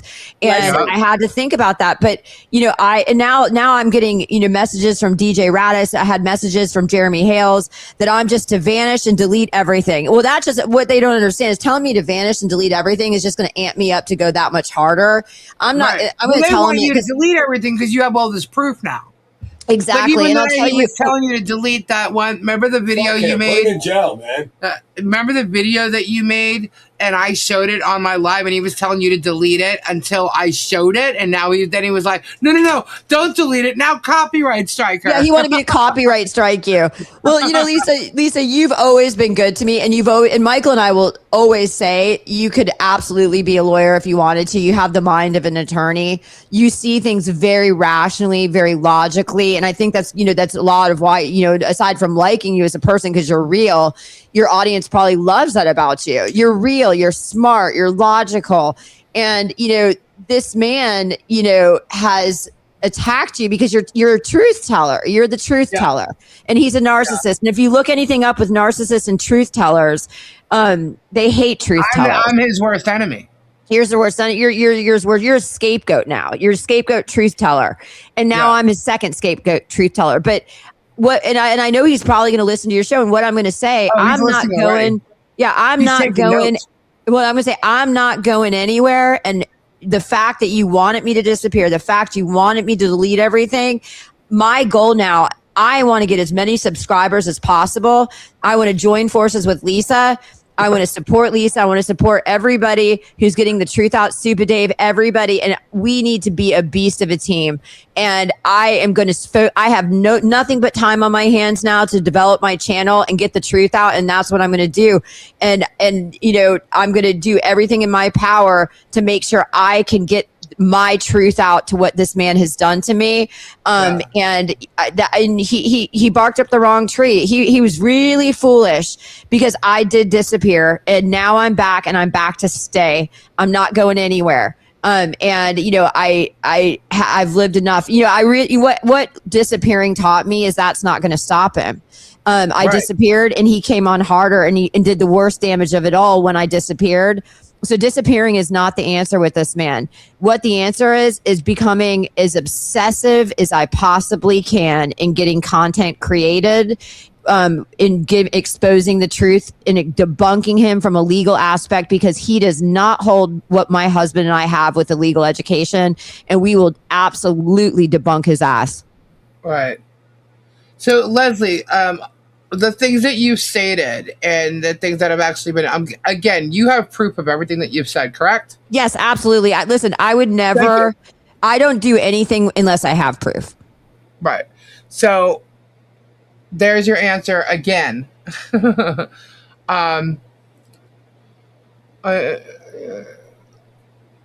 hello, everybody. Hey, Robbie. Sorry. Hi, Robbie. Robbie answered. Hello, Leslie. Hey, Robbie. Hi, honey. Hey, it's so great to talk to you. I'm just sitting back and letting you play. It's funny to watch. Oh, yeah, really fast with Grumpy Old Lady. By the way, spot on is all I'm going to say. Use your imagination. I don't want to disclose too much. But you got a real good stuff that you're asking. Hello, everybody. Hello, everybody in the chat. Hi. Guess what, Robbie? What? The Hurricanes won. Really? Yep. That's what I've been watching. That was the best game. That's the best game I've seen so far this year. Really? Yeah. Why was that was the best game I've watched this year in college football. I don't know if you saw. Is that what you were responding to, Leslie? Yeah, I just want to be clear that like some things I can't disclose, and it's not that I'm hiding something. There's just certain things that I can't disclose at this time, because it's premature. But just know that Lisa's in receipt of everything. Okay, if Lisa trusts me and Lisa endorses me, then a lot of your questions that are very reasonable questions. She's done what she's needed to do. Let's put it that way. Yeah. Yeah, Leslie's on top of her shit. She knows what she's doing. Robbie, you knew I was going into the lion's pit now, didn't you? I told you, you're dancing with the devil. What did I tell you? Yeah. Dancing in the devil in the pale moonlight. Batman. Leslie was explaining what she's going to do. I said, you're crazy, girl. You're dancing with the devil. Well, like I said from the beginning, all she wanted to do is be nice to him, so he stopped talking about her, and it worked. Yeah. Not only did he stop talking about her, Megan stopped talking about her. Yeah, and everybody stopped talking. But Tons started to go on a little quickly. Leslie, what did I tell you? I told you in the beginning, he is obsessed with you. Mm-hmm. Yeah. Yeah. And Lisa. Yeah, but he is sexually obsessed with Leslie. Well, according to him now, his recent post is he was being forced to communicate with me. And he wouldn't touch me with a 10-foot pole. And he's he's like now retracting. It's not 10 feet, guys. Just saying. Yeah. But I just laugh. I laugh because him and I both know the truth. And you know what gets me even more is this man goes around like he's all moral and godly and all this other stuff. And I know he's bold-faced lying. And I'm just sitting there and I have faith. Truth always comes out, and that's why I say it's a matter of time. I'm going to play my cards right. I know where I'm going. I know what I have to do, and I'm doing it. And I now have the time to do it. I'm unemployed because of him. And now my sole focus is bringing the truth out. I'm going to be doing it on, YouTube forums. I'm going to be doing it in legal forums and everything else. I am going to be countersuing him. So get ready for that. When we get into discovery, that's when you guys are going to see a lot of the proof come out, is in discovery in the civil case when I counterclaim him. But, there's other cases too that I can't discuss, but it's going to come out. The whole thing is going to come out, and he's not going to be happy, and George is not going to be happy, and all these people that are part of this cabal with him. George is not happy now because she had no idea what was going on. There's no way. Oh, no, there's no way. You just threw this all in her face, and not she you. Has to actually, cover face Jeremy for the channel. Did. Jeremy did. Yeah. He just embarrassed the hell out of her. Yep. Well, she has to save face now, and that's why she's doing what she's doing with him. trying to pretend, that she's known. But, but here's the thing. She admitted to pretending to be Jeremy. And That's I a won't get into problem. the communications, but all I'm going to say is the truth is going to come out, and it's not even just her. She's admitted it with her own words. Jeremy's admitted this cabal of communication, deceiving me, pretending to be him, was Shockett directing him with Martha and Tug a part of it, and they were being blind copied on everything. And he says everything, and I'll just stop there. Some people might catch on to what I mean. I can't disclose, but he is too big of a mouth, and he's sinking himself. I'm calling and bullshit. taking his girlfriend down with him. Yep. Because notice my confidence as I make these ridiculous videos. Do you think I'm scared? Put it this way: as guilty as he is, she is just as guilty. Yep. And he made that happen. And let me say, she doesn't realize it right now, but she will, and then she is gonna let him fucking have it. Watch. Yeah. Because he opened her up for a massive can of worms. Yep. I'll be right back. You guys talk amongst yourselves. Yeah.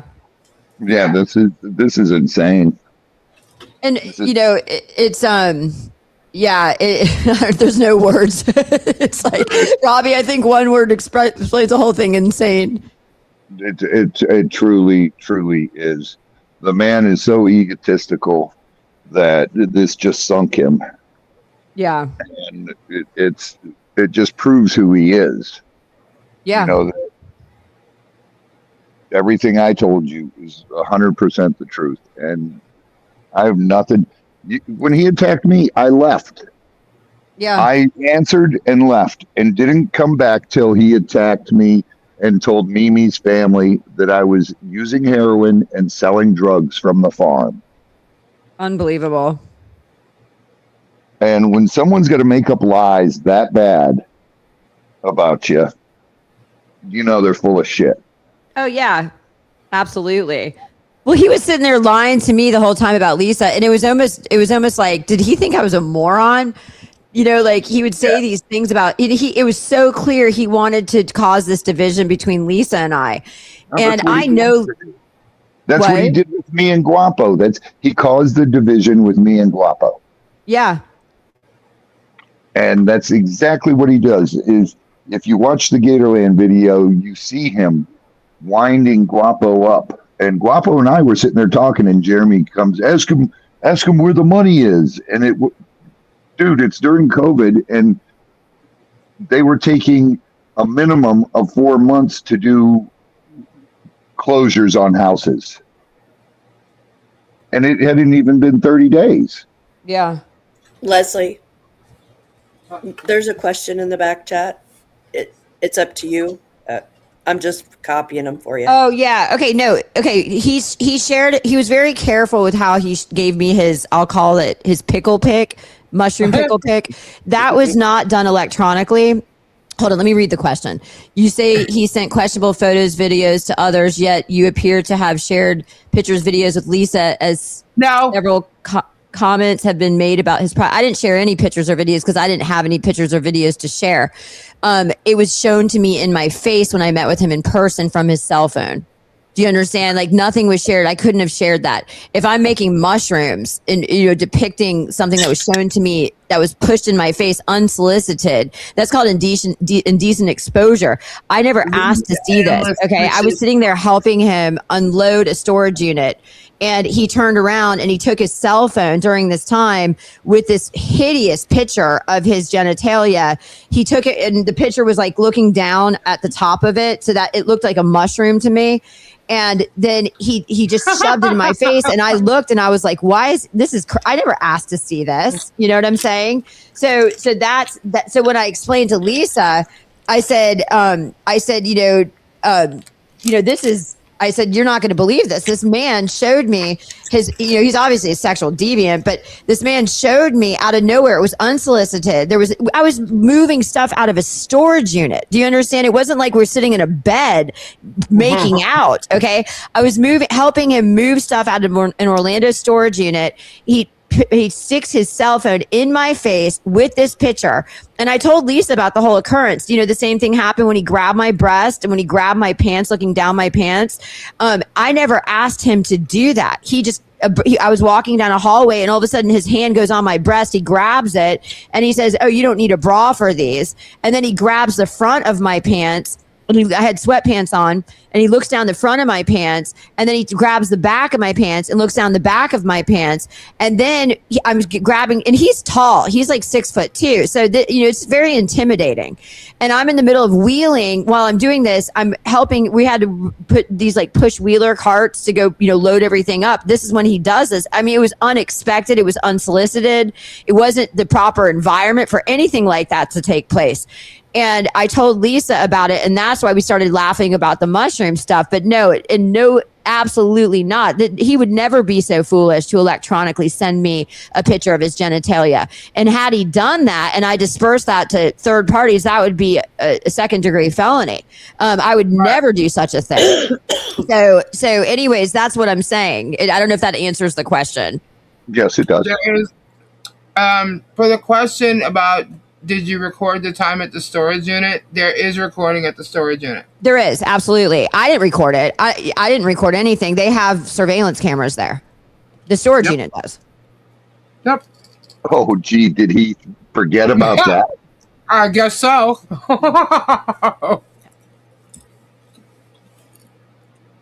Oops. Another question in the back chat, Leslie. Because I was told about it. That's how. Lisa said, but she said something to the effect of it looking like mushrooms. How would no, because I said it looked like a mushroom. Yeah, no, I know, Grumpy Old Day, you're not trying to argue. I totally get it. I described it because I told Lisa, I was in shock. I was like, Lisa, you're not going to believe. Lisa, you can explain. Why don't you explain when I called you to tell you about the encounter? Well, at first she wasn't going to tell me.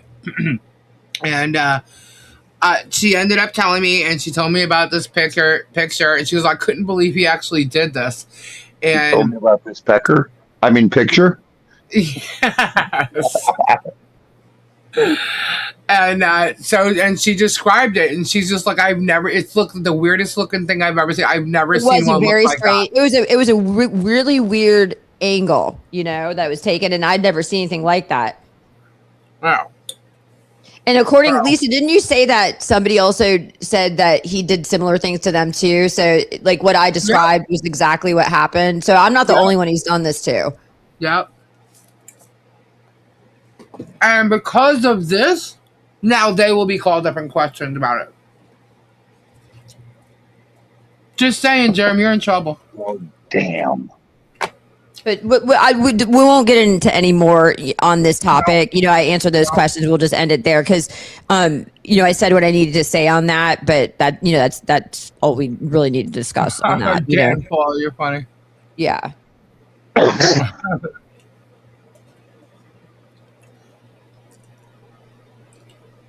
You moved the mattress, didn't you? Yes, I moved the mattress. I'll tell you what happened was here. I'll tell you from start to finish kind of how it all took place.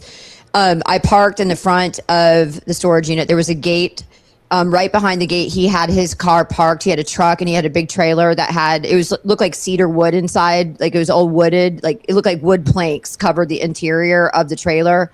When I pulled black trailer, right? Yeah, it was a black trailer. The truck I thought was black, but now he's saying navy. It was dark. The whole thing looked black to me. I wasn't staring at the truck because the trailer was in front of it, and the trailer was black. Dark blue. Yeah, but it couldn't have been a light blue. Because I think I would have recognized if it was dark. If it was blue, it had to be a dark blue because it was all kind of filtered in with the black trailer. But I walked through the gates. There was two men standing. They were there. There was two other guys that not related to Jeremy, but they were just there unloading to the left of me. There was a building on my right with two double doors. He had just come through the double doors. He was pushed like a push cart that he had loaded up with boxes. As I walked through, I waved. I go, "Oh, hi, Jeremy," because it was the first time I was meeting him. And as I said hi, all of the boxes fell off. Like he was like, they weren't really balanced correctly and they all fell. And so I went to go help him. He probably thought, oh my God, it's Leslie. It slips. And he just knocked everything over. Well, then he said everything knocked over. And he goes, oh, this happens all the time. And then I picked up the boxes to try to help him load the boxes into the trailer. And he goes, slow down. You don't have to do all that. I said, no, I'll help you. So I started grabbing the boxes. I started loading them into the trailer. And then he goes, well, I have the storage unit up here. I go, and then I offered, I said, well, do you need some help? You know, because I know it's just you here. Do you need some help unloading the storage unit and moving the stuff into the trailer? And he said, yes. So then we walked into the double doors. There was an elevator. We stepped onto the elevator. I want to say we went to either the second or third floor. I'm not sure which floor because he pushed the elevator button. I didn't know where I was going. We got out of the elevator. I remember we made a left. There was a slender hallway that went straight to the back. We walked down the slender hallway. At this time, he only had one push cart. So I was following him. Then we made a left and it was like, I want to say like the third storage unit or second, third, fourth storage unit on the left. It was already opened. There was a bunch of stuff inside and when I got there was another push cart. So there was two push carts that were sitting there. And I said, well, let me help you. And so then I started helping him pick up stuff and we were loading the push carts. So basically you helped him load a trailer. I helped him load the entire thing. Then there was three handled, they looked almost like plastic, like handled rectangular boxes that you could hold. And he opened up one and it had like four watches with big surface faces. They look like big round watches. And he goes, and he looked like he opened it like, oh, I got treasure. He goes, oh, do you know how much this is worth? And there was, I want to say about 3 boxes and he opened each one of them and there was watches in each of them. Then we started to load. There appeared to be brown dresser drawers filled with clothes. We started to pick up the dresser drawers. We loaded them onto the push carts. There was big rugs that were very dusty, and I know that because the dust got in my eyes from these rugs. Then there was pictures. Then he picked up what appeared to be like a long rectangular jewelry-looking box. He opened it up, and there was nothing inside of it. Then he grabbed another jewelry box, opened that up, and there was nothing inside of it. Then he grabbed a wallet and he opened that up and he looked through the wallet looking like he was looking for money. And then he made a comment to me. He goes, this isn't staged. This is real. And I said, oh, wow. I said, is it kind of like gambling? And he goes, yes. He goes, now you see why I'm into this. He goes, I only had to pay, a certain amount. And then he goes, and if you luck out, like these watches, you end up getting way more than you end up paying for. And he goes, I've made millions. He told me I've made millions off these storage units. So then I proceed to help him move everything. He's telling this to the person who's going to countersue him in a lawsuit. Dumbass. Yeah, during the same time, before I start going into the storage unit to unload and help pull it up, he frisked my entire body. He takes his hands and he literally pats me down like he was a police officer. I had on a purse that was like a backpack type of purse, and I had my cell phone in my hand, and he goes, I want to see your cell phone and make sure you're not recording me. So I opened up my cell phone, and as soon as I undid my code on my cell phone, he grabbed my cell phone and he started to go through my pictures. He goes, do you have any nude pics in here? And I said, no. And he didn't believe me. He kept scrolling through my phone to see if he could find nude pics. Then he went to my contacts in my phone, but I was smart. I made sure that anybody he would know is blocked, in my phone. And he went through my contacts and he saw that I had Lisa and Robbie in my contacts, but then he looked to see if they were blocked, and indeed they were blocked, just like I told him. Because I told him I don't talk to anybody, right? So then he gave me my phone back, and he made sure that I set down my purse and my phone to the side wall so I couldn't use it, because he obviously was afraid of being recorded. I would have never recorded without his consent because that would be illegal. And so I proceeded to help him load up boxes. Yeah, and so then during the same time, we unload, we pack up one round and we take it downstairs through the elevators. We unload it in the trailer. We go back up.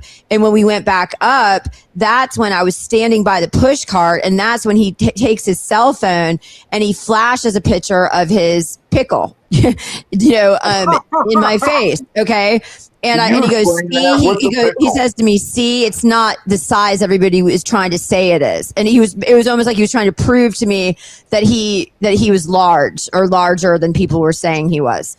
So I proceed to continue to load everything up. Every time Dave comes out, we're talking about penis. God, every time, like, Oh my God, Dave's probably like, so, and then what happens is then he tells me that he says he comes to Orlando often, and he says he goes, I can be here as early as next Tuesday. He goes, I can't come Monday, but I can come Tuesday, and we can sleep together if you want on Tuesday when I come, because these storage units can be dirty, right? So anyways, it was just, the whole encounter was very odd. I felt very weird about the whole thing. I didn't get a good feeling about him at all. I felt like he was just an evil person. You know how you can get, like, in someone's presence, you can feel like a energy sometimes. Like it was a very dark. I'm very perceptive with stuff like that. I felt very like I was with a very mean person. He was not nice. He was very mean acting, very arrogant acting. But I had no plans in sleeping with him, by the way. I want to make that clear. And so then after we unloaded, he had intentions on sleeping with you because he mentioned that he needs to have more trust with you. Oh yeah, he told me he needed to have more trust. That he wanted to have more trust. Thank God for that. And so then I ended up unloading the. Out of there. We unload the entire storage unit. Then we had to go back upstairs because he told me he had to take a picture of the storage unit. Then he told me, well, Guapo can't do something with auctions anymore because he didn't take pictures like I did. But another obsession told me that Guapo doesn't empty it out and take pictures for the. I didn't understand that at all because I'm not into storage units. So I don't know anything about this. So then after that, then I left and I walked through the gate, and he stared me down as I got into my car, and he stood out, just standing in the little driveway parkway in front of his trailer, watching me as I walked to my car and watching me because I was looking through my rearview mirror and watching me as I left the facility. You know what the scary part about it is, too? He's not doing any drugs or drinking or anything. He's like this naturally. I mean, if he was on drugs, you could understand maybe, but he's this way so straight.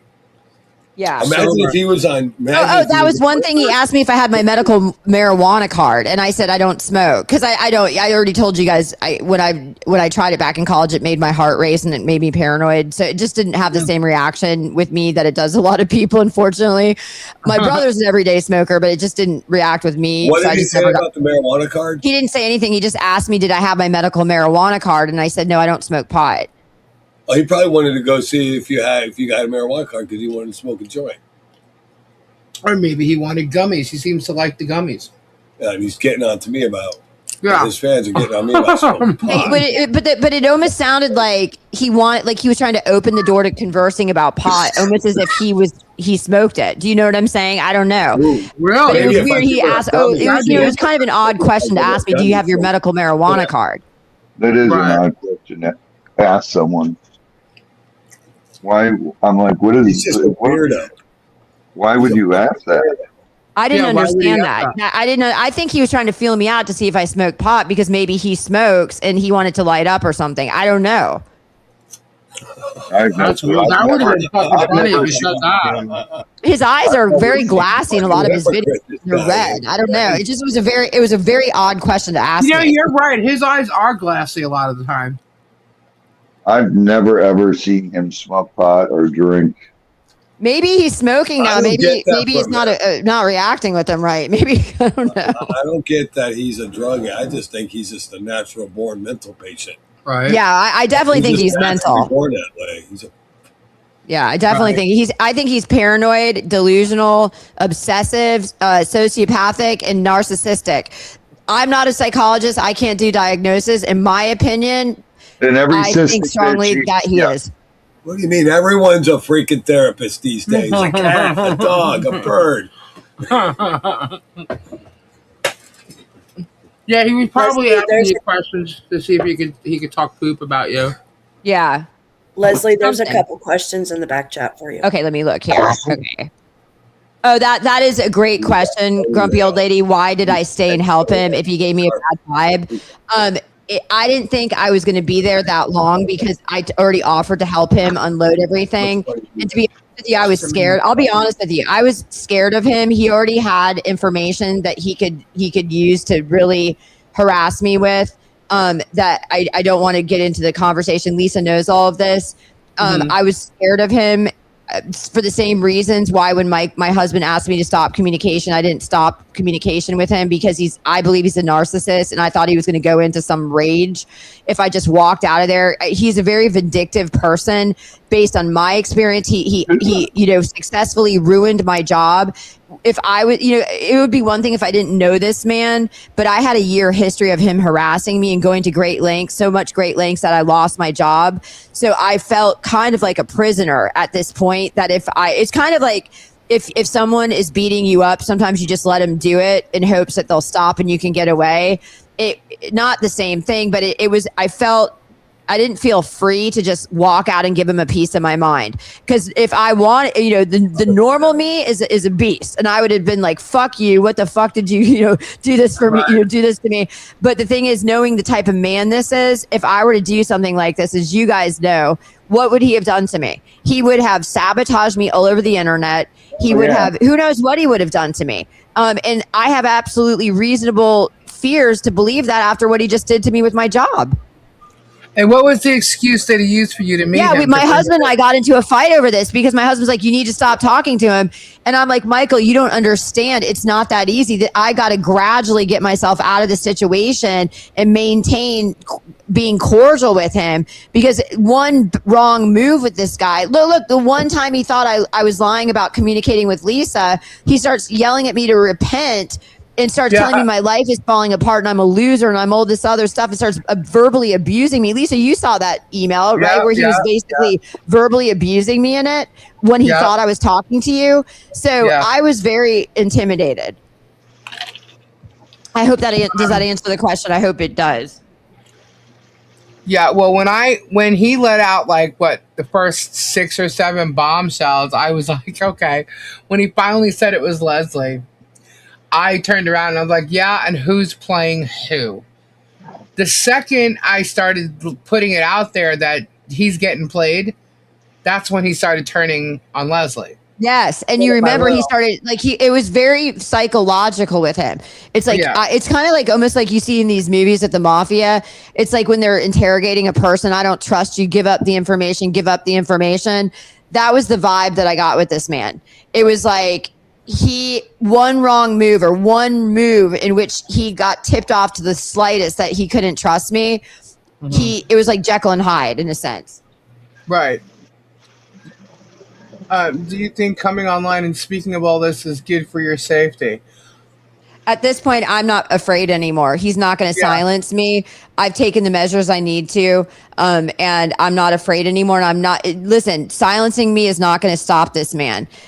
I'm coming forward because I'm not the only person that this man has done this to. I'm not here to speak on behalf of other people, but I am certainly not going to allow him to silence me and scare me and or do it to anybody else if you could stop it, right? Because that's I don't care. Listen, you guys. Didn't Lisa tell us that he did this to George one time?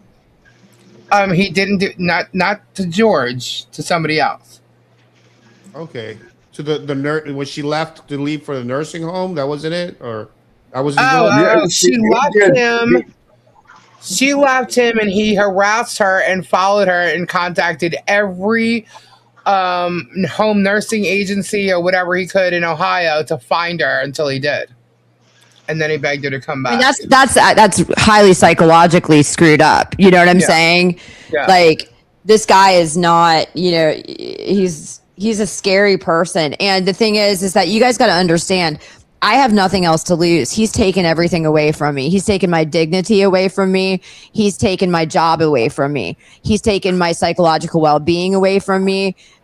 He's taken my privacy away from me. There's nothing else, I have other things, but at this point, I'm done. I'm done being afraid. If I can help one person by coming forward with everything, then I will.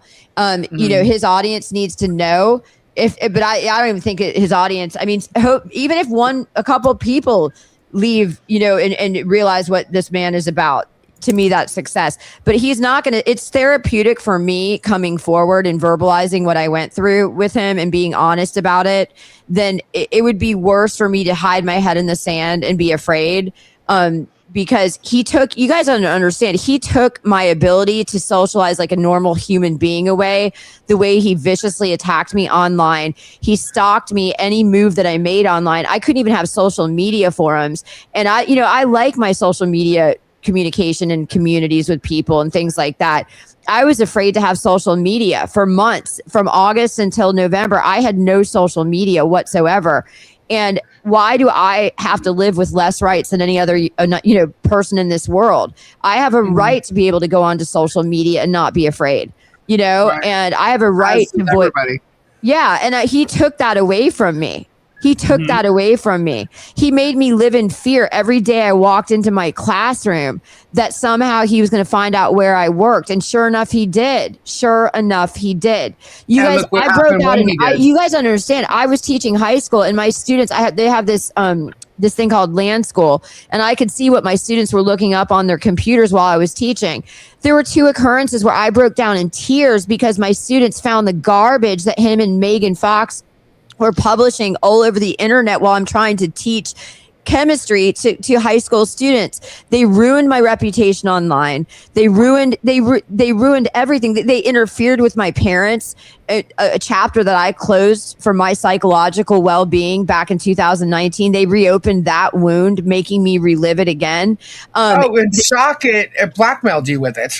Yeah, and I was blackmailed. So, running from this, I learned was only hurting me. Being silent was only hurting me. And it was giving him and Megan and everybody else more power to do with the damage that they were doing to me, because vanishing from them, no, they wanted content. And that's why they continued to report on me. When I vanished, they continued every couple weeks to harass me through reporting on me, contacting me, my family, publishing things that I sent out of an expectation of privacy with my parents, very intimate things that I spoke to about my parents with. They published it for the world to see. They brought me into the limelight. Okay. They brought my business. Think about this though, guys. Think about this.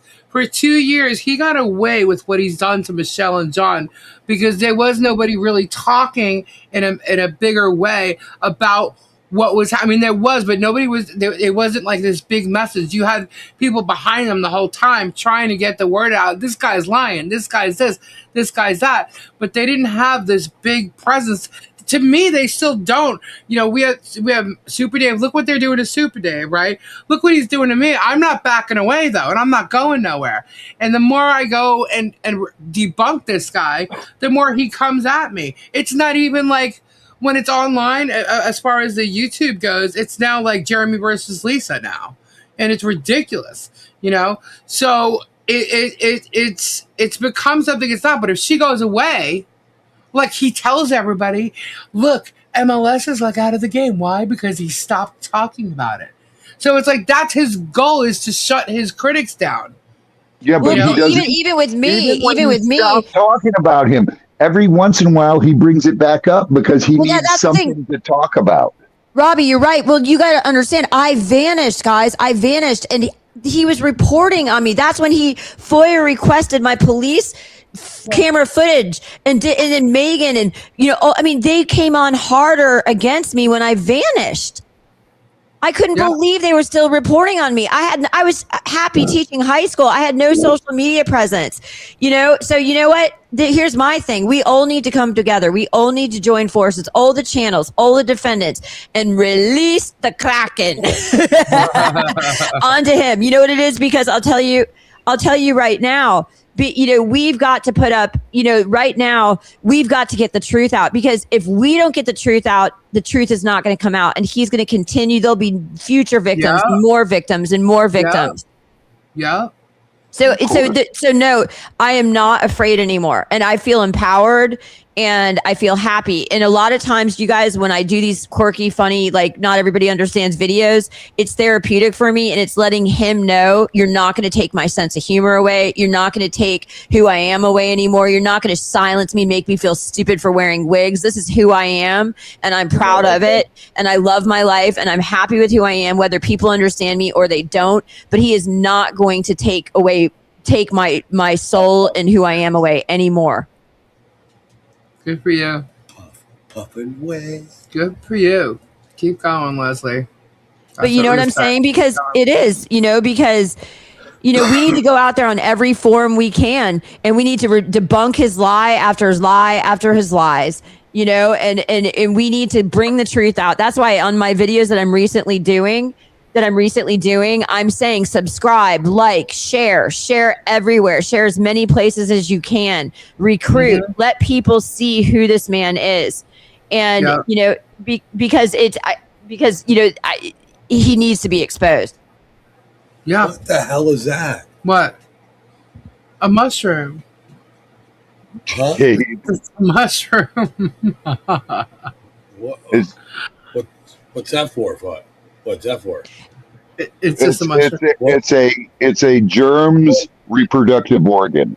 It looks like a bougainvillea tree. Yeah. And listen, I want to say this too, everybody. I'm not going away. If it takes the rest of my life, I am not going away. I will. This man, he not only affected me, he affected my chemistry students who loved me. I had a lot of relationships that I built with these teenagers. Okay. I had teenagers come to me confiding, crying with me. I was their mentor. He ruined their lives with me. He ruined my life. If it takes me the rest of my life to bring the truth out, I'm planning. So Jeremy, if you're listening, I am not going away. You are not silencing me. I'm not deleting my channel. I'm not deleting anything. And if I have to spend the rest of my life building up the biggest audience I can to broadcast the truth, I will do that. Me and Lisa and Stupid Dave and all those that you've affected, we are not going anywhere. Ditto. That was my whole thing. Granted, I was pulled into this when he was playing, that he was the victim all the time, and and I know him to actually be the bully in different experiences that I've had in regards to him, with Robbie, and we all saw him be the bully with Guapo, but a lot of us also saw him being a bully against an 80-year-old woman with her property. We saw him trying to go after almost every person he could in Otter Creek when he first got there. And then he confronted. What about what he did to Ray Bone Crusher? Ray Bone Crusher used to be on his, one of his supporters. And he said, well, let me look into all this. And he saw the truth. Yeah. It's not hard to put two and two together and figure out the truth. It's really not, But when he went after Guapo, and then me just being like, look, man, you guys gotta take a really good look at him in his videos and stuff. And then I was told about Michelle, and what really got me was excluding Harley from Christmas, which he's still trying to say that that's not true, or George is trying to cover for him, and we know for a fact it's true because we know someone who was there. But Mary to Groot, what he did to Mary to Groot. Ray, this man is a terrible person, and, he's got people flipping to his side because they're scared of him. That's number one. That includes Shart and her little friend, he's got Gabe. It's just, people like him shouldn't be able to get away with what he has been. And the reason why he's gotten away with it is because no one was trying to hold him accountable. Maybe they were, but it wasn't in a big way. And he has been doing it so long that it's taking a big move to literally have him be held accountable, which he is being held accountable today. So, and I'll tell you, Lisa, if I have to sit all day while my kids are at school and make video after video after video after video after video, I am willing to do that. Yeah, it's really sad, man. You know, Marilyn Rabe. I mean, there's a list that is so long of victims of his. It's disgusting. Well, Marilyn Raby, I thought he was the victim. That's what he tried to portray. I mean, he tried to sue her for $1 million. Her niece tried to run him over with our car. Remember? Yeah, and then then I learned that he's not even the one who had a lease with her. So I'm like, wait a minute. No. Remember, she stole his trailer, but yet his trailer was actually across the street being held because he asked them to hold it. Yep. Yeah. Mm-hmm. He never mentioned that trailer again. You ever notice that? The trailer just disappeared. Yeah, he stopped talking about that. Everything that he has found or been found guilty of or lying about, he just stops talking about. Notice when he got caught stealing the memorial, because before the video came out about him stealing the memorial, he was on a big whole rampage doing these videos saying that that's this property, Tina's property, all the way up to her garage. You know what I mean? It was all his property, and he's going to take it back and everything until until he was proven to be the one stealing the memorial. Then he just shut up. Didn't say nothing. And he thinks that that's all, done and over with. The sheriffs are completely informed of what's going on with that memorial right now. They are totally 100% informed with what he's doing about the memorial. And what's hilarious is everybody knows he's the one who stole it and did what he did. That, to me, is disgusting. Is Mo still here? He did to Bruce. I'm not sure if Mo's here. I didn't see her. There she is. She got it. Thank you, Mo. Yeah, what he did to Bruce. What he did to Bruce's wife. Calling her employee, knowing her schedules and stuff. What the fuck is that? What is wrong with this guy? He's sick and twisted. Did you guys see his divorce document papers? The 14 page, it was like 14 or 15 pages long. That's in Scribe. Michael Volpe posted it. Yes. It was the divorce complaint that his wife filed, and it said that he hit her, bruised her, hit the kids, bruised the kids. He was having an affair on her with another person going through a divorce, and I guess he intended to move in with this woman that he was having an affair with, and the wife was trying to make it to where the kids weren't having to be exposed to his new girlfriend. And I was appalled. And I guess his former wife was a school teacher, and I looked her up, and she looked like a nice, clean cut, sweet woman, Yeah. Really, Gabe?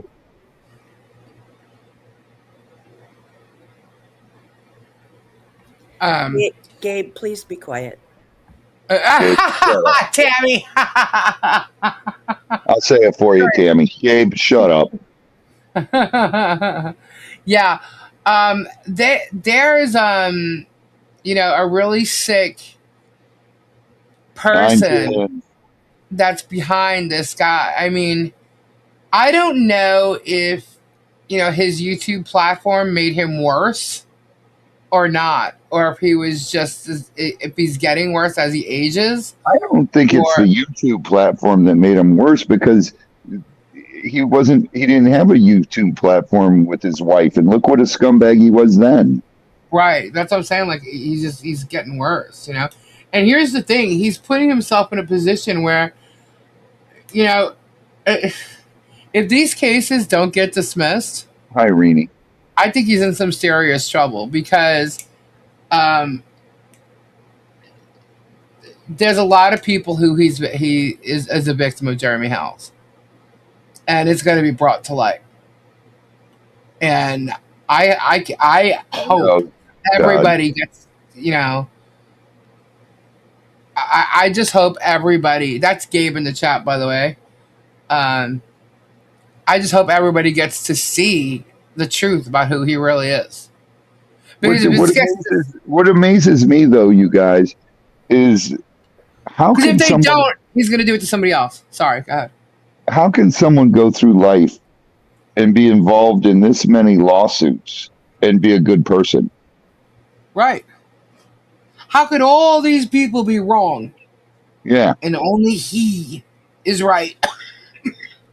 No, he does. He uses it as abuse. He uses the legal system to abuse victims. And what I've noticed with him, he goes after people that don't have a lot of money. They don't have the millions of dollars that he does. And anybody knows to go try to retain an attorney, you know, you could be looking at $5,000 retainer, $10,000 retainer. A lot of people. Wasn't he asking you how much money I had? Yeah, he wanted to know how much money you made on your station. And I was like, I don't know. I didn't see your financials. Was it because he was trying to like say I was broke or something like that? He was trying to say that he told me you and Gabe are on disability and that you're collecting all this money and not reporting it and all this other shit. I'm on disability for okay. No, I'm not on disability, and Dave is definitely not on disability. Yeah. Lisa's disability is Gabe. But no, I have a back issue, so that, and he might have heard that because, you know, he listens all the time. But no, I'm not on disability. No, but this is I didn't believe what he everything out of his mouth was a freaking lie. Yeah. So the whole thing. Georgia's probably on disability with all her scares and the stuff that she went to. Maybe that's why he doesn't pay her that much money. Yeah. Because that's what she was complaining to her sibling about, because her sibling was saying it. Yeah.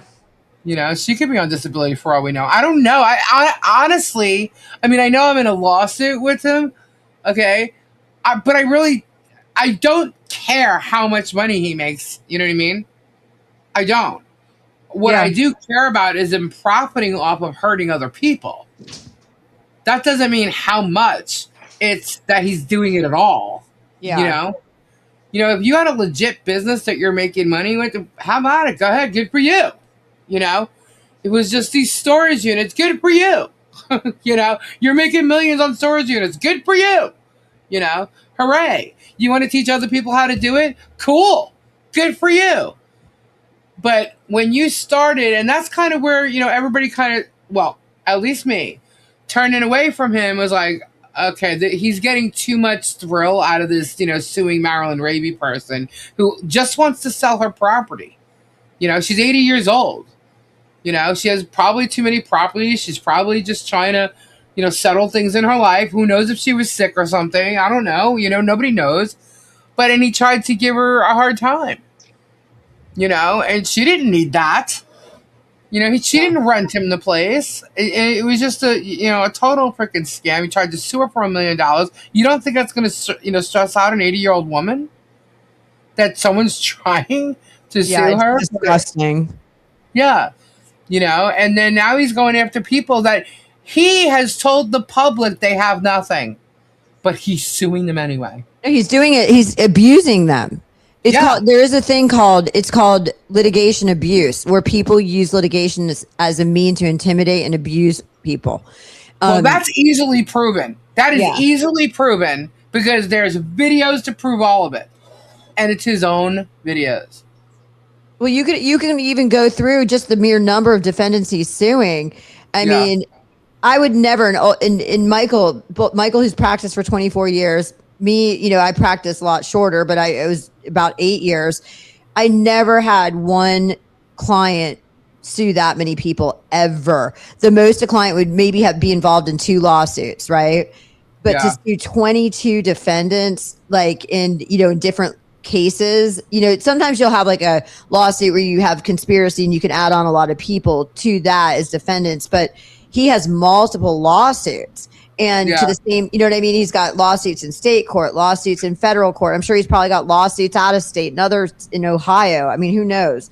But, you know, I know he's had past lawsuits there, but he's sue happy. And he wants to call me a frivolous litigant. Are you kidding me, dude? You're a frivolous litigant. But, you know, you got to fault his attorney, you know, for doing that, because his attorney obviously is right there on board, because an attorney has an ethical responsibility to cite something like this and to not encourage this. His attorney's allowing it, which shows you who his attorney is too. Right.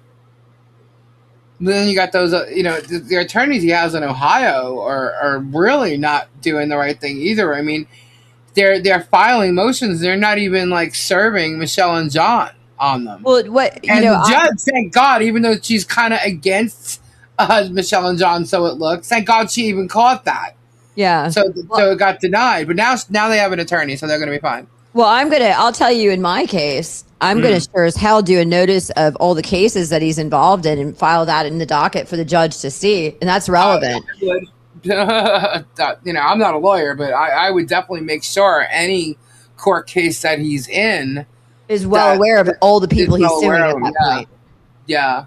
And you can, and that's what I intend to do in my lawsuit, file a notice of related cases and notice of cases, even if they're not related. I can do that. I'm allowed to file a notice of that and list all the cases he's involved in. I'm allowed to do that. Are you able to list the case that was just dismissed against Dan Owen? Absolutely. Absolutely. Okay. I can give an entire historical background of all the cases of litigation he's been involved in. That's going to paint a real clear picture of who this man is to the court. Right. I think that's necessary, to be honest with you. In my opinion. I think it's absolutely necessary. In my professional opinion, I say without a doubt, move forward. Robbie, you're not a lawyer. Oh. You mean, wait a minute, I can't put Esquire after my name and just be a lawyer? Like he did or Martha did? Well, hey, Lisa, hey guys, I'm going to have to go because I have to get up at 6:00 in the morning. All righty. Cool. I'm wired. Thanks for coming on here. Tell Michael we said thank you for coming on. Yes, I think he was like, he went out to lay down because I know he's got to get up early too. But I'll definitely let him know. I know he enjoyed being on. And thank you guys for having me. Thank you. And let me know however I can support you.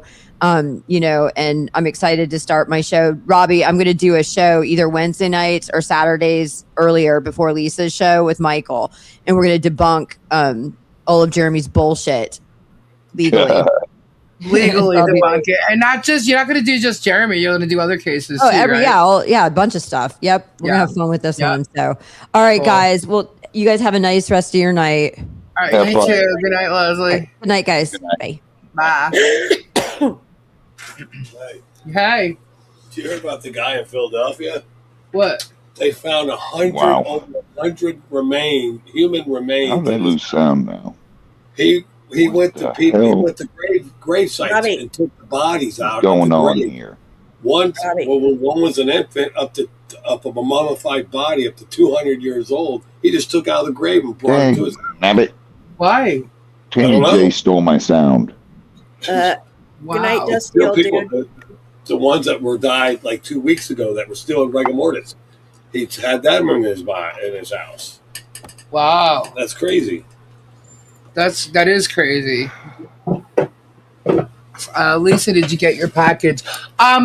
No, because I didn't get to go there today, and it wasn't there yesterday. It may have got here late yesterday, and that's why it was. What happened to Robbie? We just lost Robbie. He lost his sound again. Oh, okay. Yeah. But it may have gotten there late yesterday. I just didn't get there today by the time that they close. I'll get there tomorrow. Gabe will go there tomorrow. Carpe sent you a funny email. What do you mean this channel's boring? Huh? Why did you post that? Is Kyle in here? No. No. He's at the football game. Did he bet on? Oh yeah, he texted. He goes, "I got some money on there for you too." Really? Yeah. So hold on. Did he text? Did he tell you won? I don't know. I know. Well, he's gonna send it to me. He said. I said, "Well, I was gonna tell him just put it towards your car fund." My car fund? Yeah. That's funny. Welcome back, Robbie. Lisa. Yes. Carpe sent you a funny email. Okay. Hold on. Let me look. Too many sickos out there. Sure. That is funny. That looks like what's that? Tony from Mario Brothers. Tony from Mario Brothers. Tony. Remember Tony? Yeah. Hold on, let me see. Bring up Toady. You're a toady. Toady. He's a little the mole mushroom guy from you saw it. from Mario Kart. You so lost your voice. I did. Yeah, I've been hollering all night. Gabe was scared there for a little while. How do you know when you're getting old? So you can show it. I did it up Oh there. yeah, and here's the thing. What? Look where the Orange Bowl and the national championship's being held. Here? At Hard Rock at Hard Rock Really? Stadium. Yep. At our Yep. When is it? January next week. Or no, next week. What? 2 weeks. 2 weeks. 2 weeks. 2 weeks. Yeah. Tomorrow night's the Indiana and Oregon game. So all right, so they're playing. Who are they going to play? You don't know? We don't know yet. They play tomorrow. Can you believe they beat Ole Miss? What did I tell you last year? What did I tell you? We're going to the national championship within 2 years. We what did was it I one thinking? year. That's infected. What? That's infected. Oh, like all the bumps and shit on it? Indiana Hoosiers are going to win. Yeah. Indiana will win, they're saying. Poor veggies being abused. Yeah, I know. At the middle of the season. Mooshickle. What the hell's that? If the Ducks win, then Miami wins the national championship. If Indiana wins, then Indiana wins the national championship. I've been saying that for the past 6 games that Miami don't have a chance. Well, hold on a second. Didn't Robbie say that? He's been saying that for the last the 7 Hurricanes games. are not going to We be are anywhere? 7-0 against top ranked teams. We are 7-0. We're going to make it 8-0 in 2 weeks. We're going to be the champions. Just deal with it, Robbie. Deal with it. Happy game. Denial. I told you said they they weren't would going to win win tonight. last week. I didn't think they would win last week. Tonight, I knew they would win. Oh man, it was a really. I mean, Someone said it was a dominated the nail-biter. whole game. They dominated. I said it's going to be a good game. Miami will win. And yeah, he did say Miami would win. But It took the last quarter, though. It took the very end. well, they're a good team. Ole Miss is a good team. Yeah. But they only had. Somebody said it was a nail-biter game. Yeah, it was. Yeah, it was a nail biter. I'm telling I was you worried. right You now. can ask them. I'm like, dude. oh my god, is Gabe going to come in here screaming or Oh cursing? man, my god, we had so many penalties, man. We had but a you were lot delayed. of false starts. We were almost beating ourselves. You were delayed, though. We knew the answer before You had so many unsportsmanlike right there at the end. 2 of them, boom. Yeah, it was a good game. We dominated the whole game. We just wasn't. We should have been up by 3 touchdowns. Right. But I'll tell you what, though. Ole Miss's we dropped defense 3 looked balls good. for interceptions. The ball was right there. We dropped 3 of them. So we should have been. It was closer than it should have been. No. That last play, though, I'll tell you right now, was a pass interference. That's mutual. That's mutual attack. Dude, not when you're holding the jersey, you idiot. What? You can't hold his jersey. You can push back and forth and banter, but you can't grab his the Hail Mary jersey. pass? The Hail Mary pass? Watch it, Gabe. Rewind. I did watch it. I did. It's not pass interference, but usually when it's a Hail Mary, they let that foul go. They let it go because when you are holding a jersey, it is come not on. bantering. Don't you love people with excuse? It doesn't matter. that was an hour ago. That was Jeremy has his mushroom in a pickle. Mushroom in a pickle. He's got his mushroom in a pickle. Musical. What? Right, Don. Mutual hands, not holding jerseys. Later. Mutual is hands not holding a jersey. Oh, look, germsticks. Even the ref There's a retired ref that does the commentating said they usually let that play go out when it's mutual contact. It's mutual contact. Even if he was holding, the other guy was holding him too. It was offense. They were both pulling at each other. It could have been a call either way. Oh it could have my been called God. either way. I don't, dude. What light? Dude, I need you to go to an eye doctor tomorrow. Miami Hurricanes thing. What? Your light that you have pointing on the Miami Hurricane thing, it's not working. It's got charged. Oh, the solar thing? Yeah. That's why it wasn't called, Don. The clock was out and Yeah, it was down to 0, so yeah, they're not gonna call a flag. They can't call a flag because time's out. they can call a flag. They can call a flag, but they were both pushing off on each other. Dude, pushing is fine, but you can't. No, you can't. Anyway, not the rules these days. Back in the 80s and 90s, you could do that, but not now. You touch a guy on the ear and they call you for a freaking personal foul.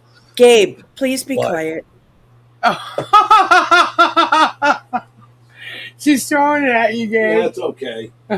I'm my Hurricanes won. That's all. Yeah, they can call and put 2 seconds on the clock. That gives you another play.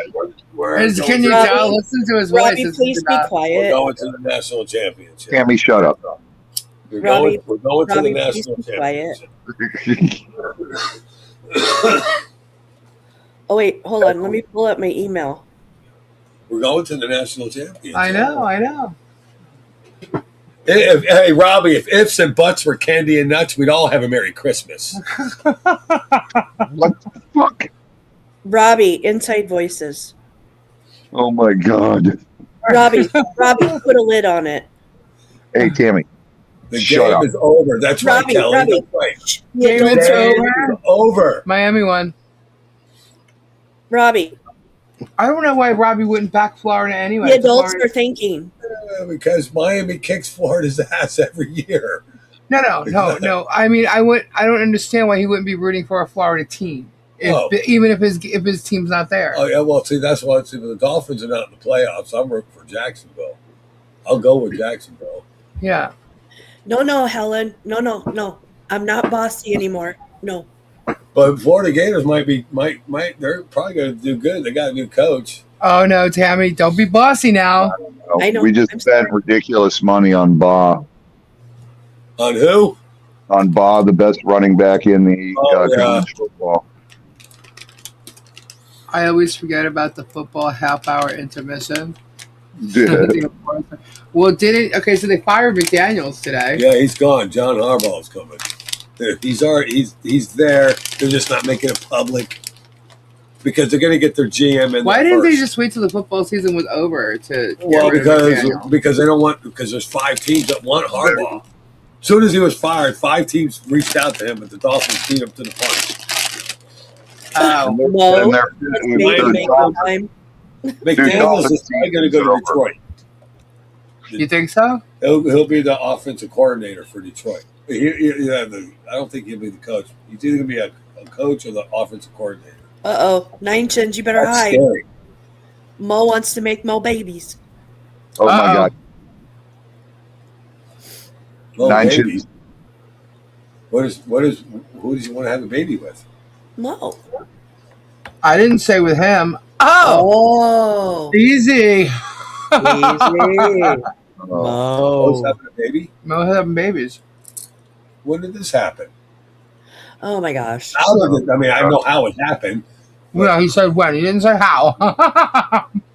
When? She had 4 last week. Kids? Yeah. You saw the picture? No, she had twins, and then she had a boy and a girl before that. You showed him the picture. She put them out for adoption. People adopted them. Is it AI? Uh-huh. Oh my God. No, Gabe, it's real life. Mo got Maury goals. Mo got Maury goals. Oh, you guys are just kidding. It's all a joke. She's not. No, Monica. No. Oh yeah, and the puppy. No. So who got the puppy? Where's the puppy? Oh yeah, that's what Nineton's got. Which one's the one with the chicken? That's Ren. Ren. Yeah, where's she at? She probably fell asleep. She doesn't really stay here that late. Yeah, she's in bed. The child's back to chicken. school. Your chicken became a rooster. Yeah, I'm a rooster now. Gabe's a rooster. Sorry. He's a good-looking chicken. Rooster. No, a chicken. There's a hen and there's a rooster. Still both chickens. Rooster. A chicken is referred to as a hen. A hen is referred to as a chicken. Well, yeah, rooster. The rooster is real, though. Yes. There she is. I can't sleep. I'm here. Hi, Ren. She keeps showing how Gabe's doing. How's Lisa doing?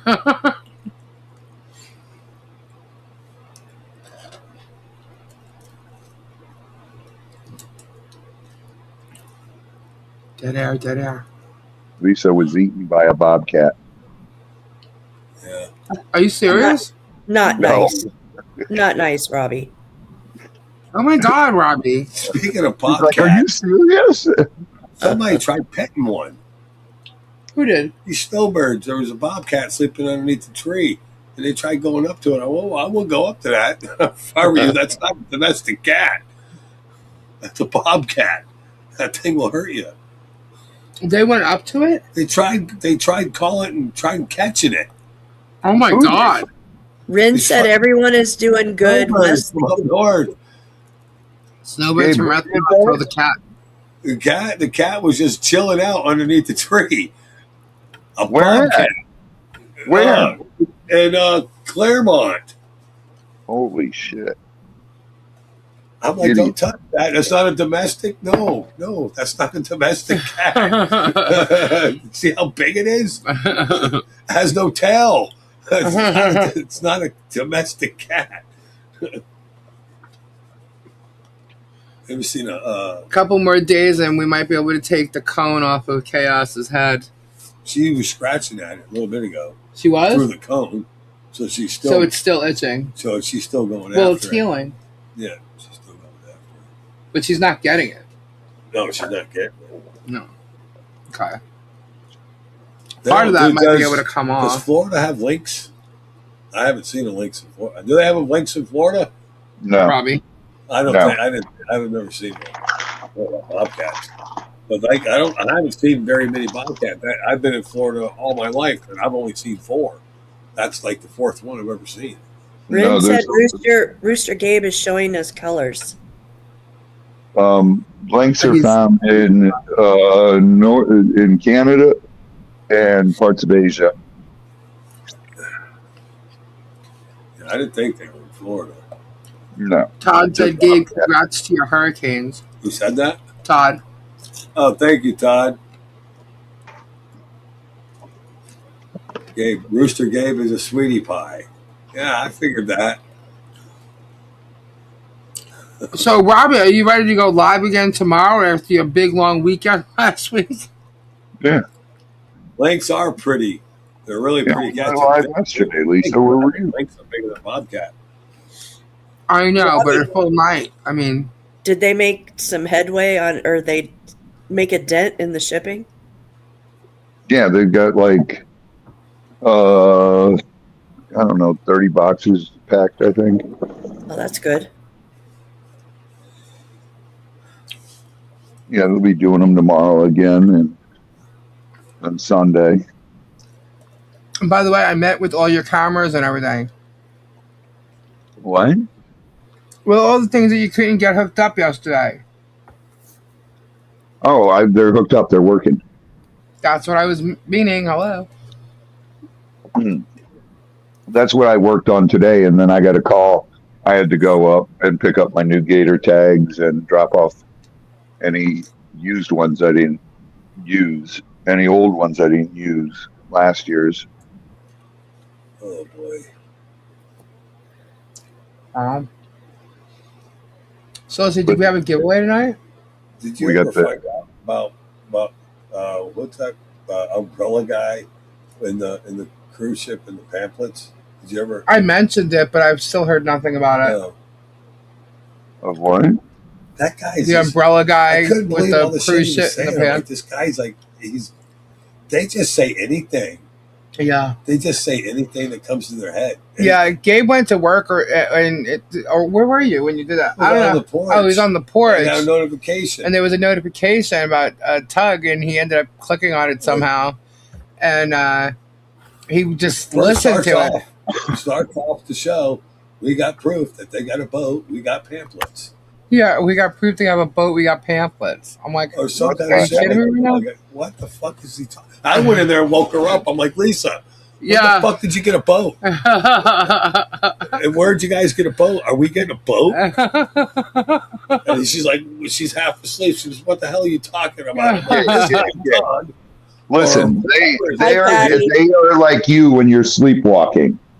Hi, Patty. Yes, they are. They're like you when you sleepwalk. What do you mean? I thought people liked when I sleepwalk. Well, they do, but that's look, when you sleep talk, you're kicking chickens, you're balking, you're. How's that what he's doing? He's just saying shit that makes no sense. Oh, so I'm saying shit that makes no sense too. Oh my God! Remember?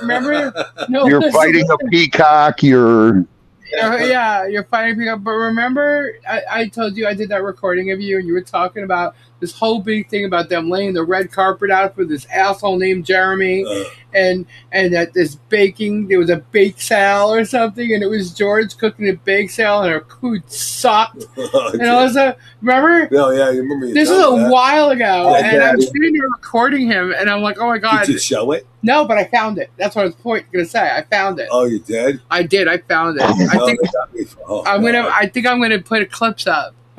I don't have to actually put the video up, but I can put the sound. I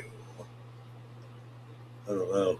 Hey, I didn't go to Germany for nothing, you know. That's right.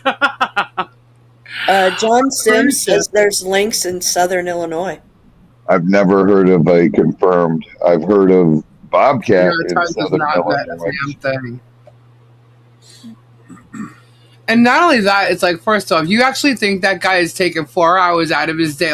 Like for instance, do you think that he's going to take 4 hours out of his day tomorrow to listen to everything that we said tonight? Absolutely not. Do you think he's going to take, an hour and a half to 2 hours to read the entire transcript of our 4-hour show tonight? Absolutely not. And he never does, and he never will. If that guy can't vet any information, he's not doing it. What they rely on is stupid people like the dumb bitches and the real warriors, those crazy ass hags that make up shit as they go while we're alive, and they rest upon what they say and then go forward with it. Or then they just go ahead with someone like Georgie Porgy, who sits in here and writes shit down and makes shit up while she's on her Discord with friends like, the people that used to hang out in here like Peculiar Optics. And they watch our Discord and they have this like watch party. They have watch parties on my show. Can you believe that shit? They also have meetings on Discord on what can we do to screw with them now. Yeah. Oh, yeah. I can't believe this little channel has this much pull. I know. This much space in their head. I mean, it's insane. Lisa. I can believe that. That's well, some of them have to. I mean, I'm just curious if anybody in his chat are like, some of the shit that Lisa's saying makes sense. Makes sense. They say that I make no sense. Like, there's always two sides to every story. I mean, they listen to his. Do they ever listen to the other side? I mean, really. Well, I know that people have had questions about his for a long time, and when they come over here, they kind of get some answers anyway to some of the questions that they've asked or whatever, right. And they say, it's almost like this is again like me sitting at my dining room table having discussions with friends. You know what I mean? And we're just talking about the topic. I tend to use common sense with a lot of this stuff. I think Leslie kind of said it pretty well with like just the rationale. Like, what makes sense to you guys? think about a lot of the stuff that's going on. You know, the guy becomes unhinged. The guy's doing terrible things to people. He's doing terrible things right now to a family. He's got a bunch of other channels involved in doing that.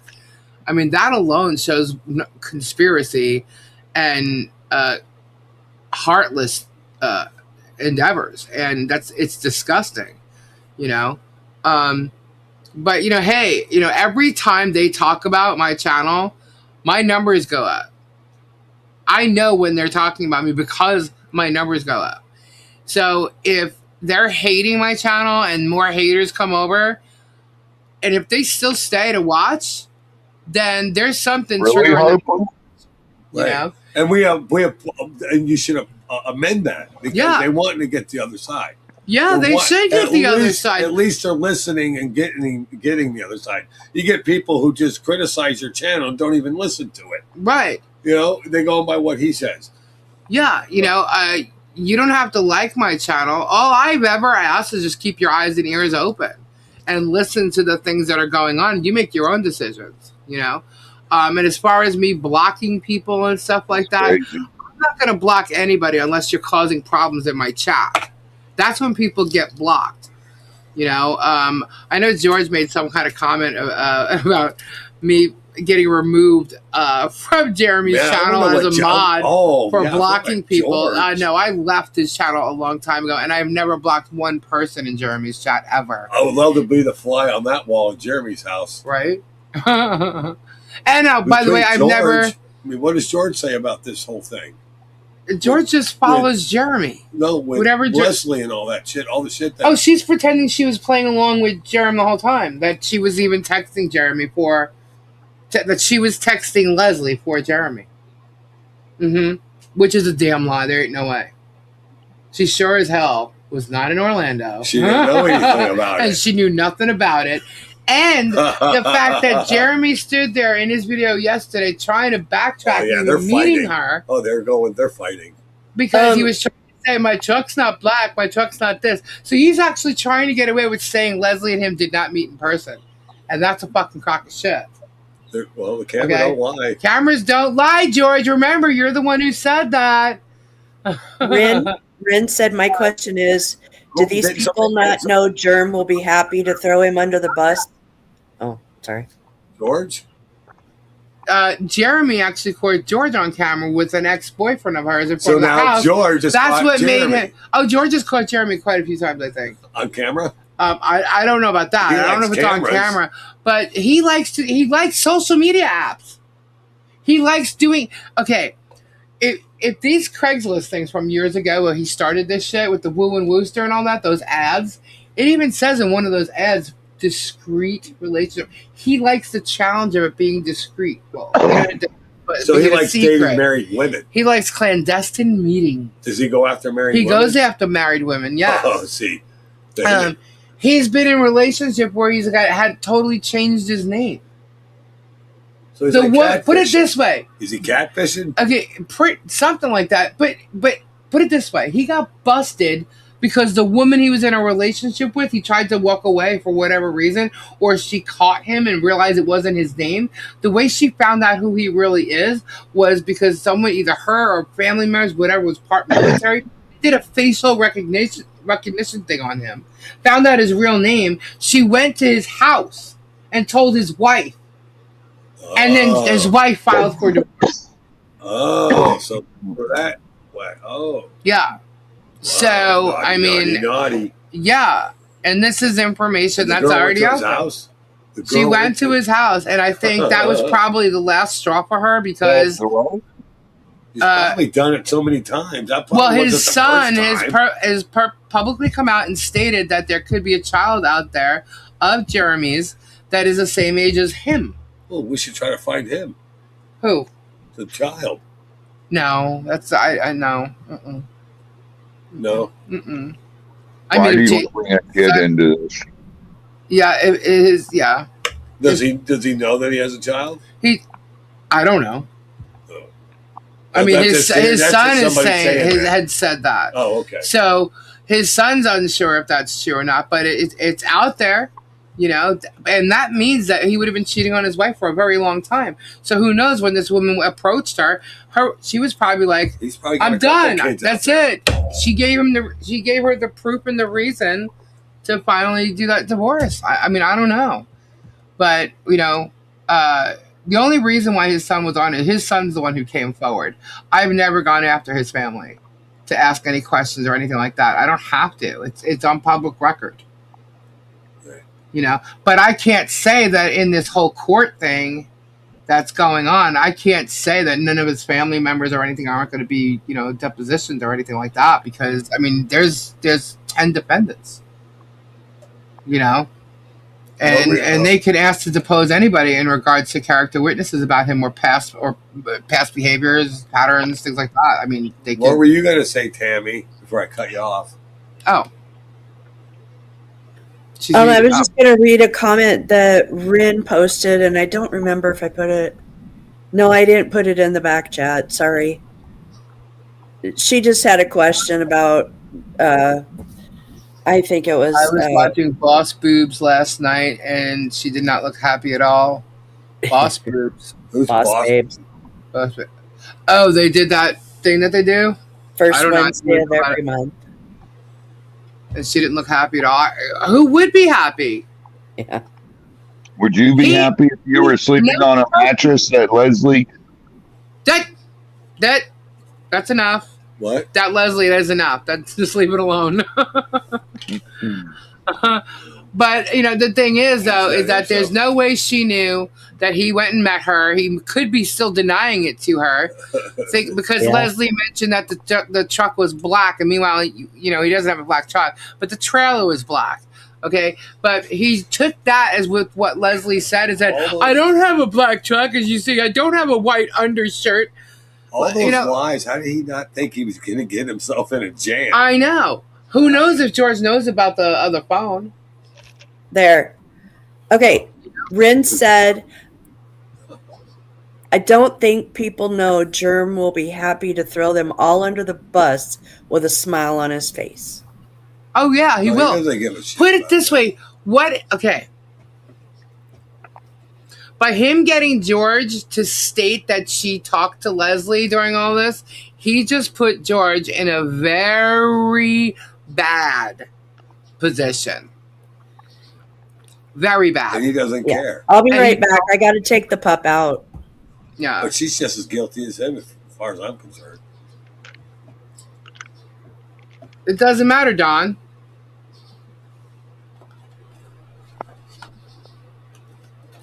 So the thing is that if she's admitting to being a part of any of that, it's bad. And he knows it. He knows it, and he doesn't care. What? So all I can tell you is this. If I was sitting around and Gabe made me wear a bunch of wigs, and then I end up finding out it's because he's obsessed with someone that wears these wigs, well, first of all, I'd turn around and punch him right in the fucking face. You mean George? Why did she think she was wearing wigs? Because she was inspired by Leslie and mocking Leslie. That's why she thought she was wearing them. Guaranteed. Either that, or she's just as obsessed with Leslie as he is, and she's in on it, and they are the ones who are the swingers. Yeah. Maybe. I mean, there's a reason why one of two things are happening. You know what I mean? Like, yeah, either she didn't know about it, and she was only doing it just for mocking her. But actually, he was turned on by it because he's obsessed with Leslie. He was definitely turned on by it. There's no doubt. He's already admitted that.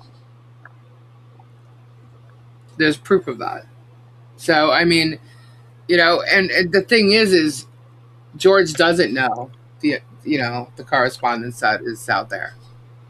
She only knows if Jeremy told her or showed her. She's going to know, absolutely. Know, right? Yeah. She may end up in silver just like Jeremy. Who knows? Jennifer. Hey, Jennifer W. Hi, Jennifer. Y'all are insinuating things. If the other side did what would y'all say? I'm sorry, but it's my opinion. You can have your opinion. I'm not insinuating anything. I know what the evidence is. So, he probably suggested her to wear them. He did. He actually did. Especially when, he's got his viewers sending wigs in too. And he's suggesting her wear them on the next show and getting all excited about them and stuff. Yeah. There's only two ways to take things.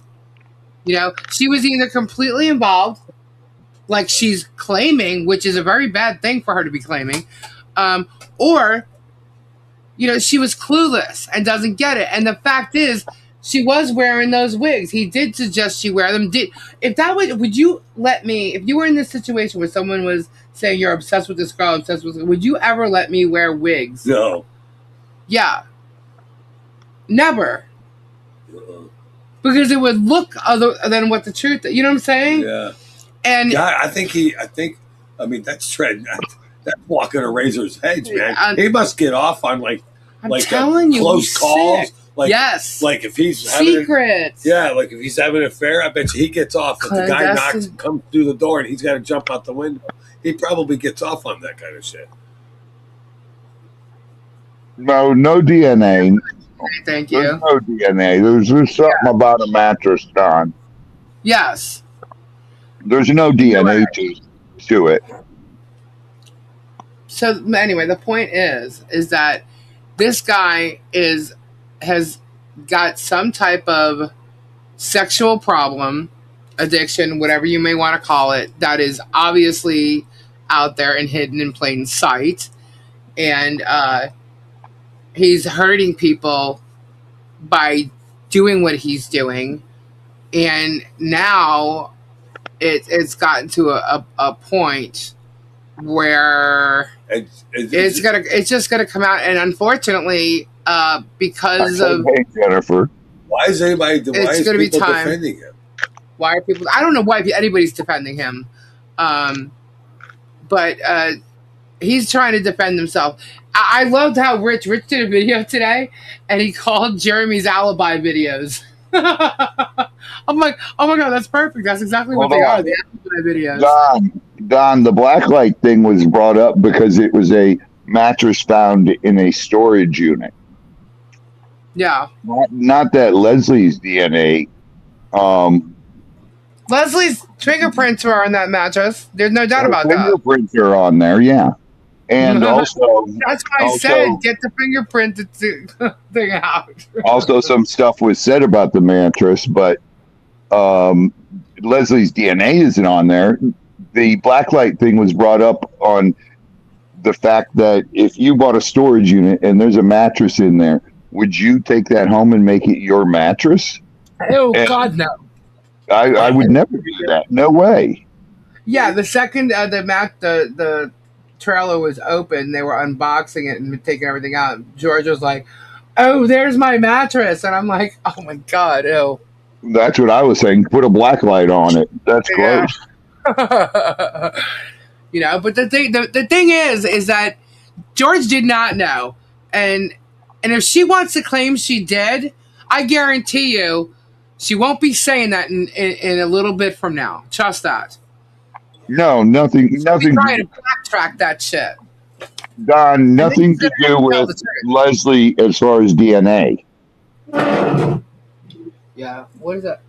Paper trays. Oh, here we go.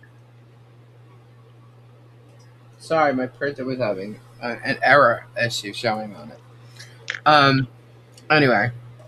So, yeah, I don't think she's happy at all. I mean, he's absolutely publicly humiliated her by having anything to do with Leslie in the first place. And, making her wear wigs the whole 9 yards. He gave the ticket. Well, especially when Lisa stops you from speaking on it. Stops who from speaking on it? Oh, when I just said that to Robbie? Because the thing is that there's a part of that. There's something else to it. About right now. It has something else to it. That's why something else to it, Don. You guys will find out. Something has to happen first before you do. That's all. We're telling you as much as we can. Yeah, it's not DNA though, Don. It's something else. Something else happened about it. Yeah. Yeah, we should just stop talking about it. Yeah. And that just goes with the whole thing. If we're not telling you there's a reason why. Because it's plain to see. Leslie's very vocal. She told you a majority of things. You know what I mean? But there's certain parts that she has to bring it back, She's mad and they're probably arguing. They should be. She should walk her ass out. That guy has humiliated her long enough. One too many times. One too many times. You know. Has Tammy's sickness gone to her head? What? Possibly. Nine chins, you need to shush. You almost said it.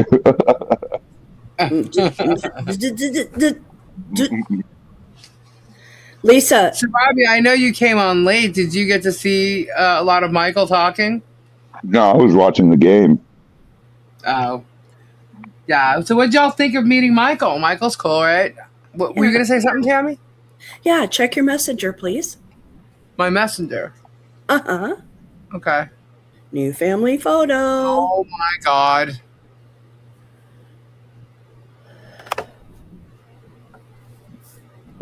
It already happened. We missed it all. That's how quick it happens, guys. Mo had another one? Not yet. No, please. Oh, God. Here it comes. Ready? I hope it's divorce court, Mo. There you go. It's about to pop.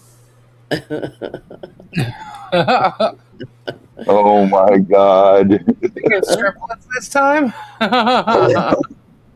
Maybe. Nonsense, you dirty dog, you. I know, Ren. That's porn. Mo.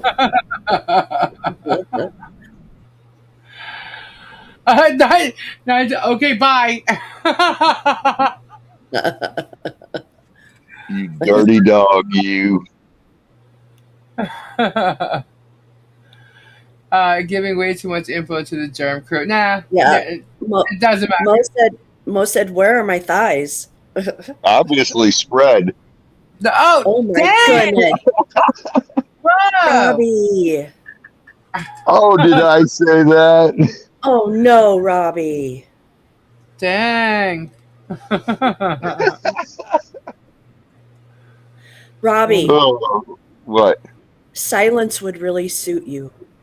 It never happened. Tammy, what's your new phrase? I don't really have one. I have several. I got an email today with about 20 of them. Oh, really? Let's take a vow of quiet. Right, Harper? Vow of silence. What else? I miss the quiet version of you. Oh, here's one. Shh, before I become a problem. Oh, yeah, one more kid. Shut up. Nonsense can be the Brady Bunch of YouTube. Respectfully, Robbie, no more sounds. Hey, your mouth is doing this. I want it to do this. That's enough words for today. Okay, Gabe. I've heard that one before. You've never heard that one. Yes, I have. Have you? Yes, I have. I'm hearing a lot of this, and I want to hear a lot of this. I want to hear more of this. There's Gabe. Tammy, please be quiet. Gabe, your talking privileges have been revoked. I know exactly where Tammy got that list from. We're done. We're done talking. We've just begun. Put that thought back. Abort the sentence. Please stop making mouth noises. Mute yourself emotionally. Inside thoughts, deep inside. Hush now. Enough noise. We're quiet. No more mouth. Pause that. Inside voices, please. Silence. See? Thank you. Robbie's Googling revoked. Oh. These are now... Tammy J, shut your pie hole. Okay, we're done making sounds now. These don't make you sound so bossy, Tammy. I'm not. Let's put the words away, please. Mute yourself emotionally is the best. Zip it. You've shared enough for today, Robbie. I got a whole bag of Zippets for you, Tammy. I'm closing the talking show.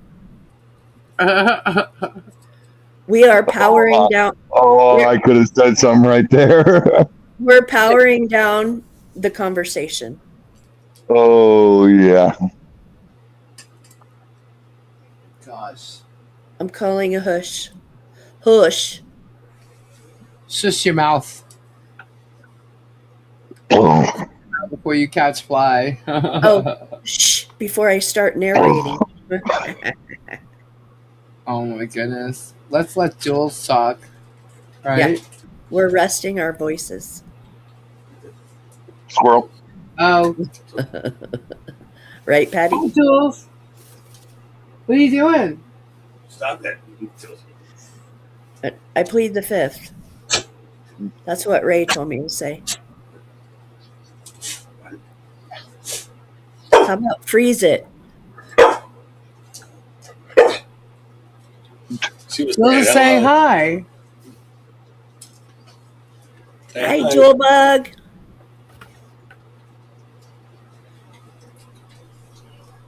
Jules, where are you? Come on. Say hi. Say hi. Say hey. Say hi. Say hi. I know, Ren. I'm shushing right now. Okay. Tammy, you need to voice rest. Shut up with your mouth. Voice rest. Yeah, she's losing her voice. You too. Yeah, but she's got a cold. Mine's from yelling. Hers is just from talking too much. Oh, my goodness. Tammy's getting picked on. Leave her alone. I like that. Hold the chaos. She's going to crack it. Oh. Oh, Lori J's middle daughter's name is Jewel. Really? Mm-hmm. Jules? God, you had to throw up. Shut up, Tammy. She is shutting and up. her granddaughter. In a world of chaos, try kindness. Words are on timeout. Timeout. Why is it cold? What is my it? Is God, it cold I out? swallowed my Coke wrong. That happens a lot. Oh. It is. Are you cold, Robbie? Yeah. You haven't been bitten. What? You haven't been bitten. It can't be that cold. I've got a sweatshirt on and long pants on. Oh. And the blanket. It's 64. I'm going to bed. All right. Good night. Good night. Good night, Gabe. Good night. Good night, Congratulations. Gaby poo poo poo. Tammy needs hot tea with lemon and honey and voice rest for at least 24 hours. I think Ren's telling me to go away. I know, right? 29. 29 degrees there. Really? Oh, Jesus, I would die. That is crazy. Is 33 here. Oh, I'd be dead. Feels like 24.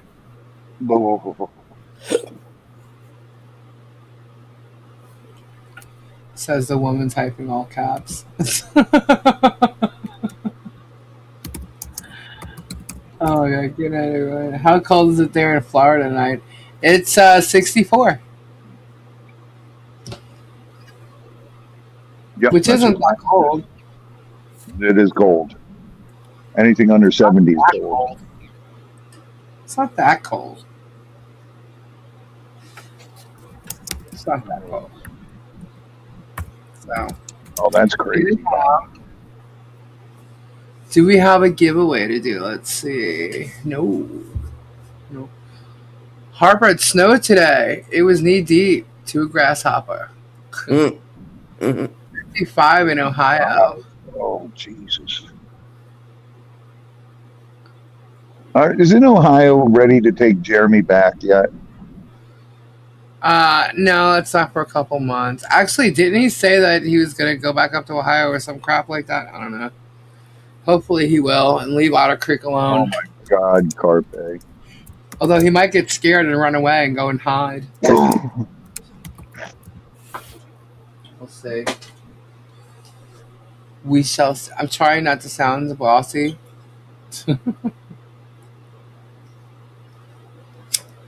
Lisa, shush. Don't shush me. What the heck is Squid Pro Quo? Oh, God. Why are you asking? Because they're talking about you guys, too. I know. Every time I look at a fucking YouTube, they're talking about you. Yeah. They're talking about freaking Richard Lukeman. They're talking about Lisa. Squid Pro Quo tries to act like she is not on any side. But she accused me. Their thing says, Lips accuses Jeremy of what? Reaction. Oh, shocker. Yeah, because she was there and she knows better. You know. Or she has any kind of knowledge whatsoever because she doesn't even know Hells. But anyway. These people, I've never even heard of her. I know. Oh, you guys are all crazy. Yeah, I'm telling you. It's a crazy thing. But yeah, she tries to claim like she's unbiased, but she's clearly biased. She accused me of talking about her kids or something, and I never even knew she existed at that time. That's how I found out who she was. And to me, it's like she keeps talking shit, but I don't watch her at all.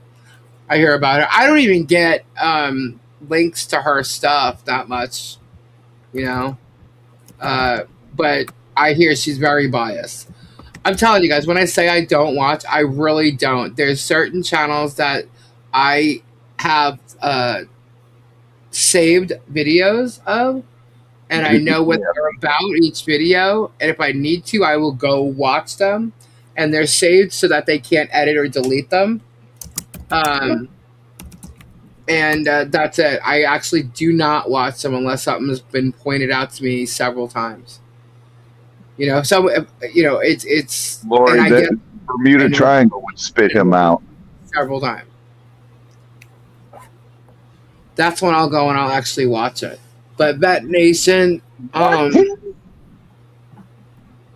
Spawn Trooper, Good Hangs with Spawn. That says a lot.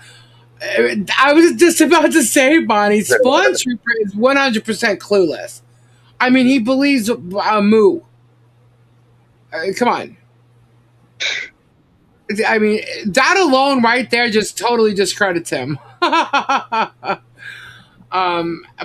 Spawn tried really hard to get in the middle of all this crap and try and debunk shit, and he's so out there, it's ridiculous.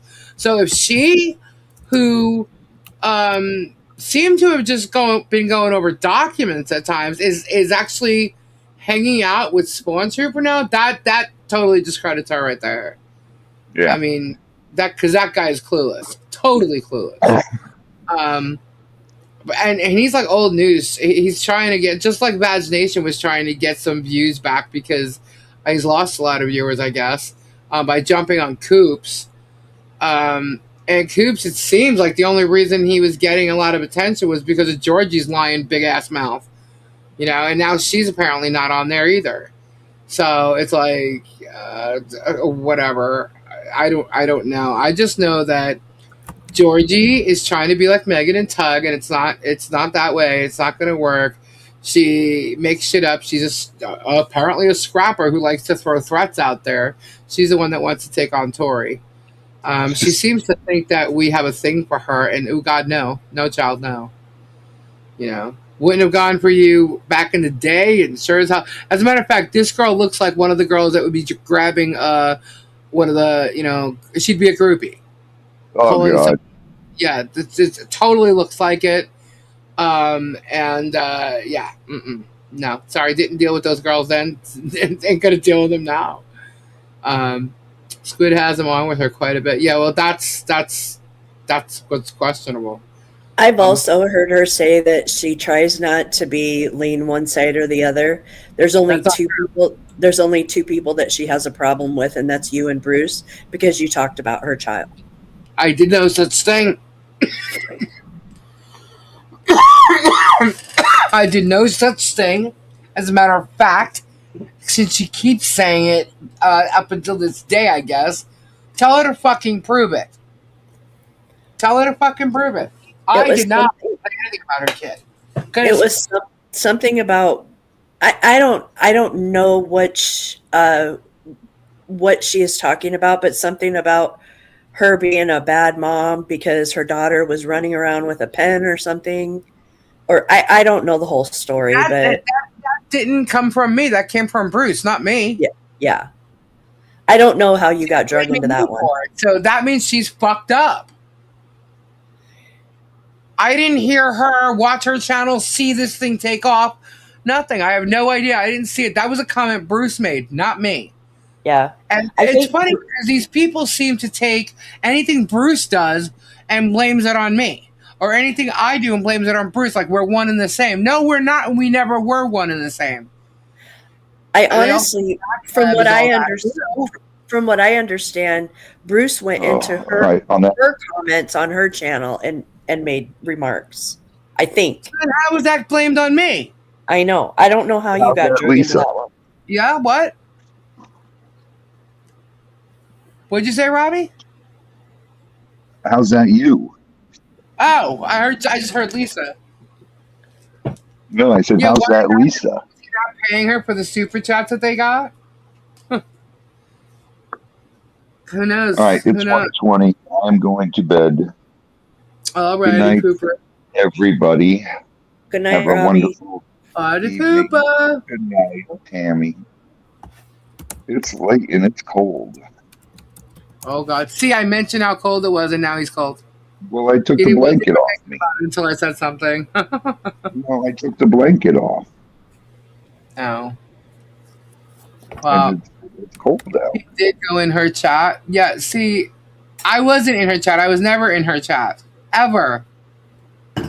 And she's blaming me for something that, she's using that as an excuse. What I can tell you is I was not in her chat. I never said nothing about her kid regarding a thing or whatever. I remember Bruce telling about it.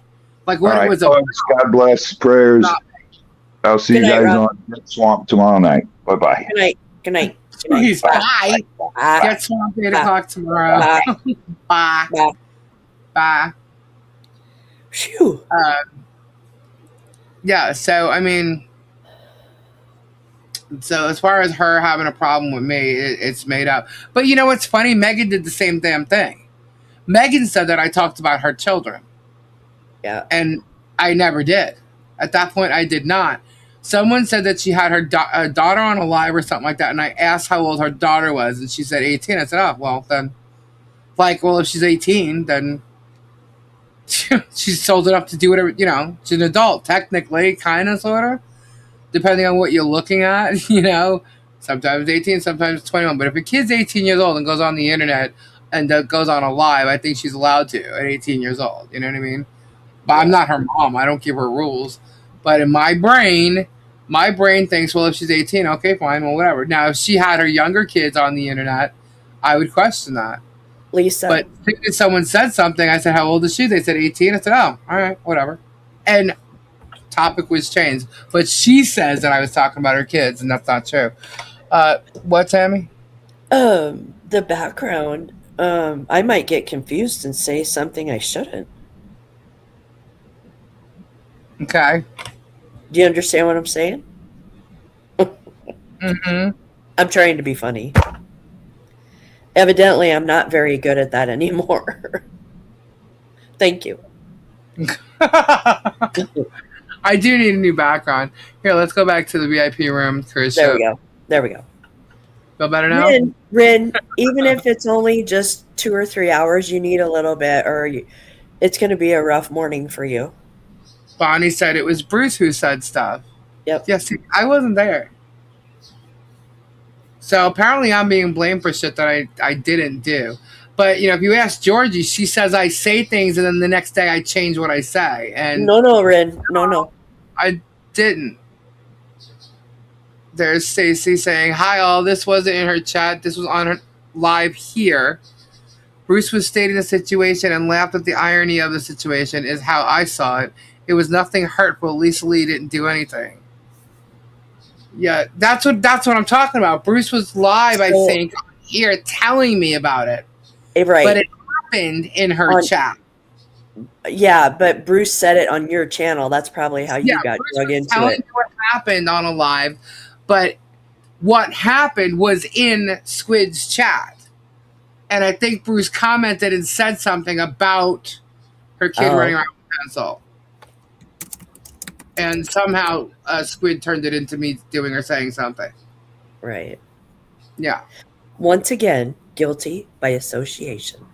Yeah, well, you know what? The people should get their facts straight. They're accusing me of something I didn't do.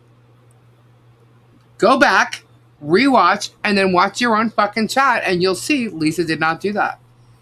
Megan, go back, rewatch, and you'll see that I did not say anything about your kids. Now, since that time, you've already accused me of it. Did I ever say anything about your kids? No, I talked about you doing breadsticks for your kids' college funds and books and all that other crap. Other than that, though, no, I would never. Why would I talk about your children? You know what I mean? Yeah. What have I said about Tug's kids? That he uses them to come on to get super chats? Apparently, he's done it for years. As a matter of fact, it was Comicsgate people who stated it. And I said, nuh-uh. And I went and I looked. I'm like, oh, my God, yeah, that's exactly what he does. The Comicsgate peeps that were talking about it said that towards the end of his shows, he gets his kids to come out, gets those the super chats, and then what he'll do is when his live ends, he'll go back and he'll edit that out. And the video will be back up in a little while. And I'm like, holy shit. And I went and checked, and sure enough, that's exactly what he did. Yeah. I'm like, wow. They don't check anything before running their mouth. Nope. They sure don't. They run off of Facebook screenshots and what they think. You know, like, I could sit here and say the sky is blue, and someone will say, at least he said the sky is purple. You know, and it's that simple. It's that simple how they change what we say. And if someone posts it, they run off those posts. Jeremy's even stated how he gets all his information from the Facebook groups. Yeah. I'm like, well, that makes sense. You know, Facebook never lies. Yeah. You know, but we know Jeremy watches too. But Jeremy's intentions are not to tell the truth. Jeremy's intentions are to take what we're saying as truth and spin it and use it as content the next day. You know? And then that makes me come back and go, you're an asshole, and debunk his ass. He doesn't care about the truth. Because all he cares about is his video that he puts up on that day and how many views he's going to get from it. He'll worry about the next video the next day. He don't care. He doesn't care what the truth is. Right. He doesn't go back to correct nothing. Hey Lisa, what's the demographic of the age group of fans of Germ's older people? I mean, retired. I guarantee you, the demographic of his group is between 55 and up.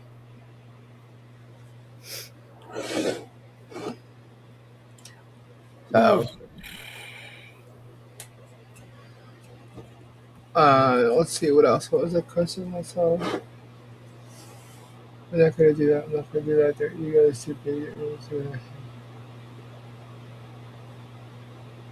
Bearded, do you use a voice to text when he's like with your comments when you're commenting? I'm just curious. Once in a while, the cold flood, a good question, it comes out correct.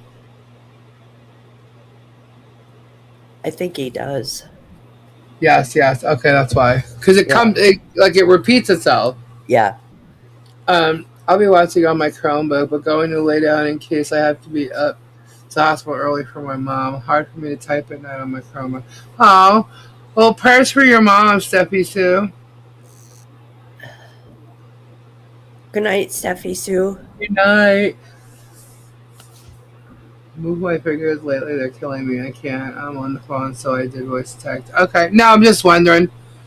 Because it repeats. It repeats. It what? It repeats.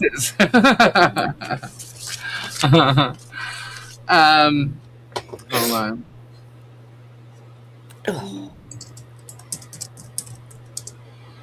Okay. So I don't know. Did Mo actually post Leslie's? Yes, she did. She did? Okay, Yep. cool. And Cool. there were people requesting it on Rumble, so I asked her to go post it on Rumble too, and she did. Mo's Oh, awesome. cool. So what did y'all think? I know at first y'all were like, about bringing Leslie on, but I'm glad I showed her explaining some of the story about how things happened the other night. Well, so then it isn't just coming out of your mouth; you're getting it straight from the horse's mouth. Yeah. In a figure of speaking. Yeah. Trust me, guys. I at first I was like, "What?" And when I first heard about it, I'm like, "Okay," like. You're telling me I just got deceived? What? How? What? And I got to try to trust what's going on, but then I pulled away. At the same time. And I read what? Read what Ray said. His Sunday BS will be hilarious.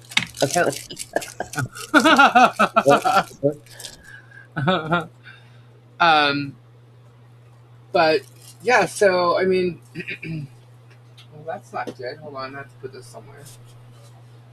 I'm gonna knock something over behind me.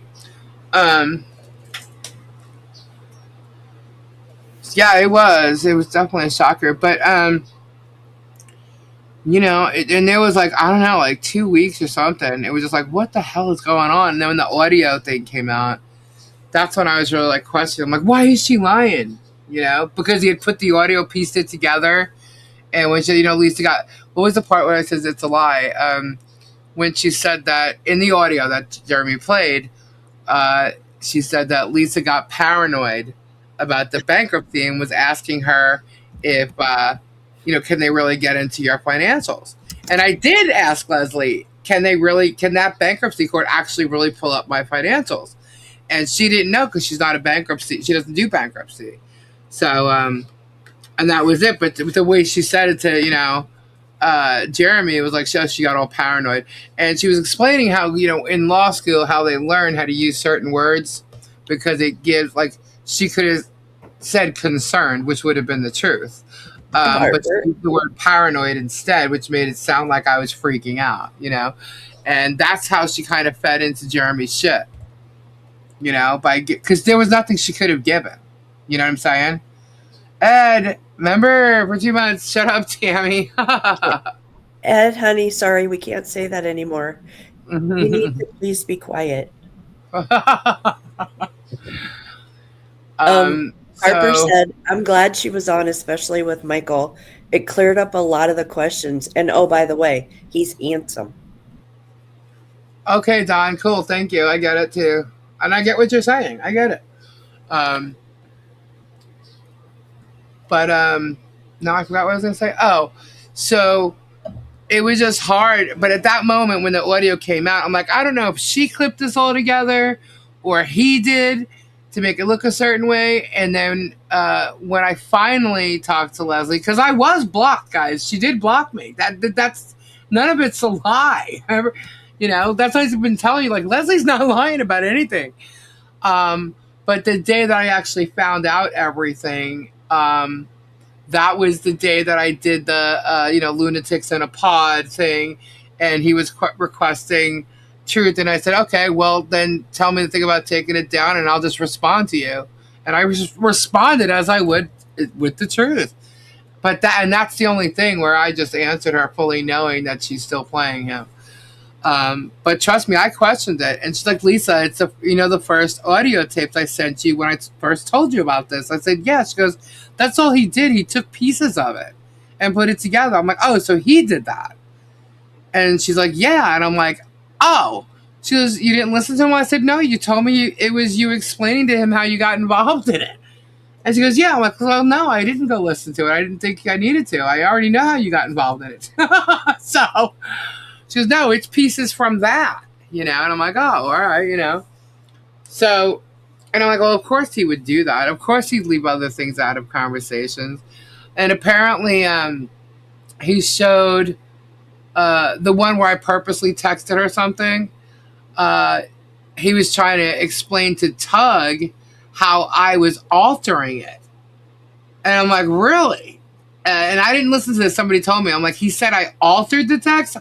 No. So last night I went and I recorded the text between her and I so that I can prove nothing was altered. This is exactly what it is. And even after I said it, I said, is that good? I said, I can't believe he even believed this, you know? And, but he did, you know, and he still questioned her. And what he would do is he'd try to act like he's madder at her and she needs to repent, true repentance. And with that repentance, she must supply all this information. And I mean, I even was like, really? I'm like, you know what? I'm like, why don't we just make something up? But that's when I was like, you know, let's just do it. But then I was like, forget it. I'm like, you know what? Like I said before, whatever you do, I don't want to know. But then he ended up coming out and calling Leslie out. And I was like, good, it's over. You know what I mean? And she had enough evidence anyway. She didn't care. So that's pretty much the end of it, except for him trying to, I guess he didn't think that she would have come out and debunked him, you know, that maybe he thought that he could get her to run away or that she didn't save the evidence or I really didn't know the truth. He definitely didn't know that I'm the one who came up with the hoe chunks. I talked about the hoe chunks here a month ago because remember I showed you a picture of what a hoe chunk was? You know, so he definitely, and he still thinks that that wasn't true, but that is 100% true. I saw comments on his post about from the Ho Chunk tribe. Oh yeah, mm-hmm. And they were asking him not to use that in that manner, and it's disrespectful. And yeah, there were a lot of them on there commenting. Yep.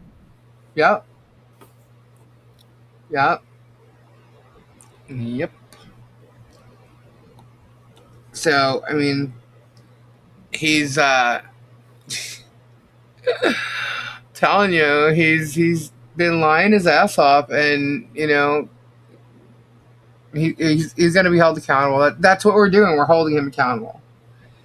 And I wouldn't have done what Leslie did, you know, as far as, you know, trying to be nice to him and, you know, I guess to get him to stop, yeah. But when he went so far as to going deeper with her, she just wanted him and his minions to leave her alone. Yeah. That's it. That's it. And it worked for a good minute. Ho Chunk Nation is based in Wisconsin. Yes, a lot of those people commented on his post that one day. It was a few days ago. Yeah. Yep.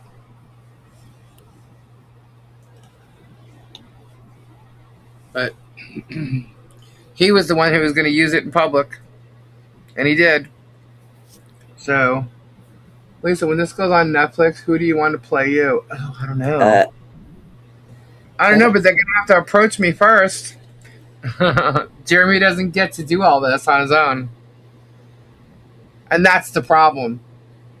It would have to be like, what's that girl's name? Crystal Gale with the hair down to the floor.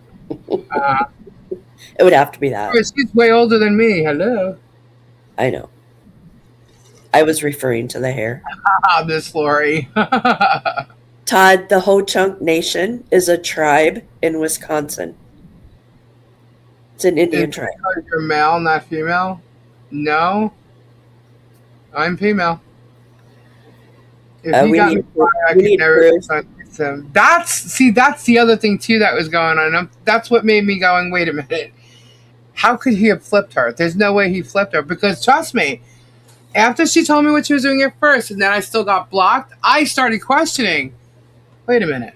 And it was the audio that made me contact Michael and go, what the hell's going on here? You know, like, And I mean, he knew stuff. So, and he was trying to say, well, Lisa, nothing's legally hurting. I said, I know that there's nothing legal that he can get me on. So I'm like, but I still don't understand.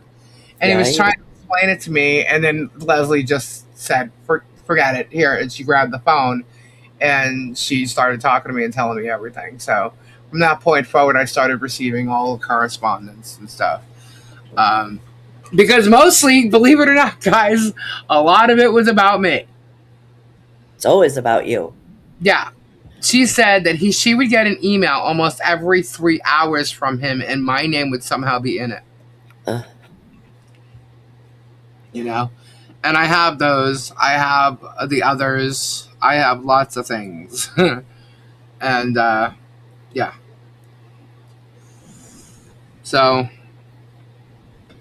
all I could tell you is George was a fool for saying she had any involvement in this. He also, by him saying anything about Megan, Tug, Shockett, and Shizzy, or whoever has any of this or everything, he put them in a position too. And yeah, and we'll see how that turns out. But he's not getting away with anything he said. And I again want to thank Coop so much for doing that interview with Jeremy House and George. Thank you so much, Coop, for being the stupid ass that you are and not even realizing that you were incriminating Jeremy and George and all his co-conspirators all in 1 hour and a half, maybe, however long it actually was. Thank you. Okay. They can't be edited, not anymore. And then thank you, Tug, for bringing Jeremy on that night and confirming the rest of it. Fabulous. Fucking fabulous. This guy has such a big mouth, and he's gonna bring them all down with him. So. Okay, Kalani. Sorry. Bearded is home. What? I thought he used to be homeless. I don't think he is anymore. What are you talking about? Wait a minute. What?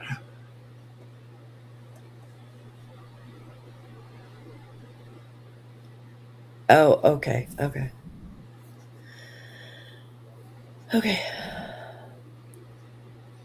Good night, Ray. Good night, Ray.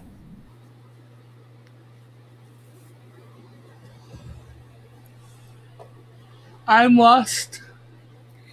Me too. Germ. Test. Everybody seems to like when I say that. Georgie. Risk. And you sure as fuck did risk your life right now. But anyway, let's say, I don't know what's going on. That's okay. Hi, Nikki. We loved the new family photo. You did an awesome job. Great job. Mm-hmm. Although I think Nine Chins and Mo disappeared on us because lying. Oh. I'm lying. Mo's there. There she is.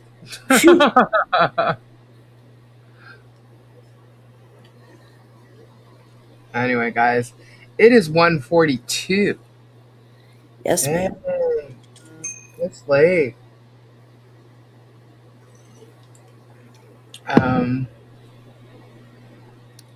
Yep. Loyal. You is, Mo. I love Mo. Mo rocks. Hey, Lisa, have you heard from Taking a Risk, George? No, I have not.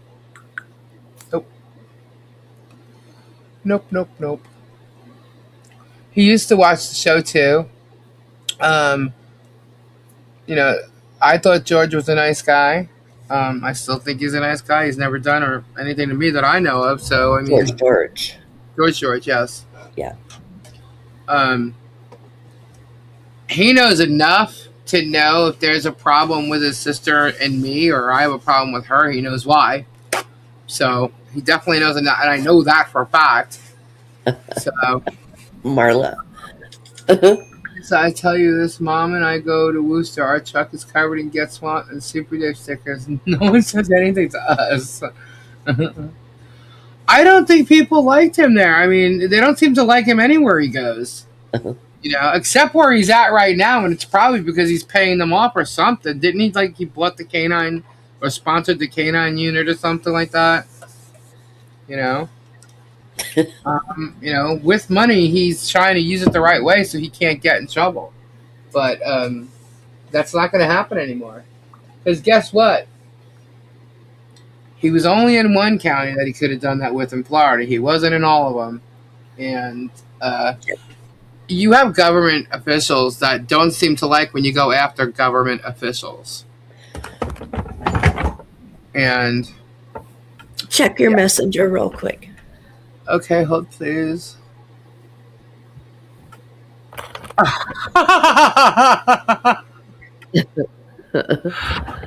Oh my gosh, that is cute. All right, hold on. That is cute. Mo, you'll like this one. Mo. So silly. She was playing with us. She was messing with us, guys. Totally messing with us. Boo. It was a football. You silly Mo.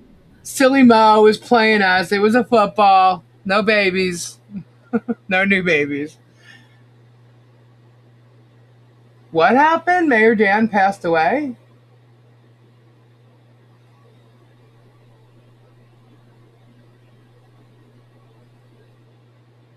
You talking about the same Mayor Dan? I don't even know who that is.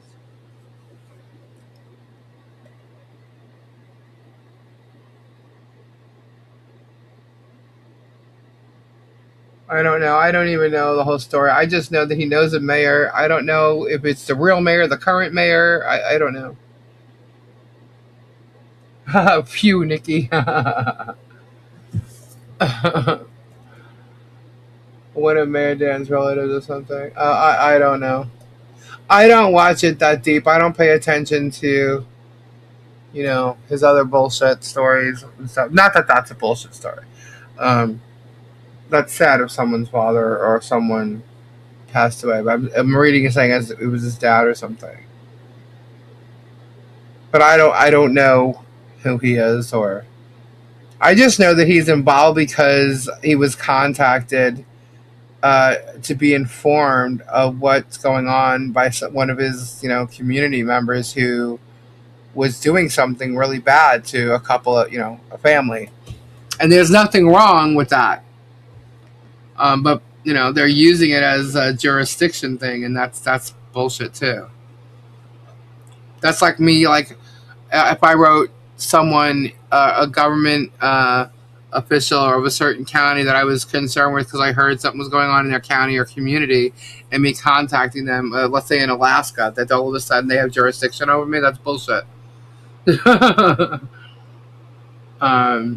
I'm going to curl up on the couch, and if I fall asleep, I'll say my goodnights now. Love y'all. Stay in the love and light, and know there's hope and warriors now.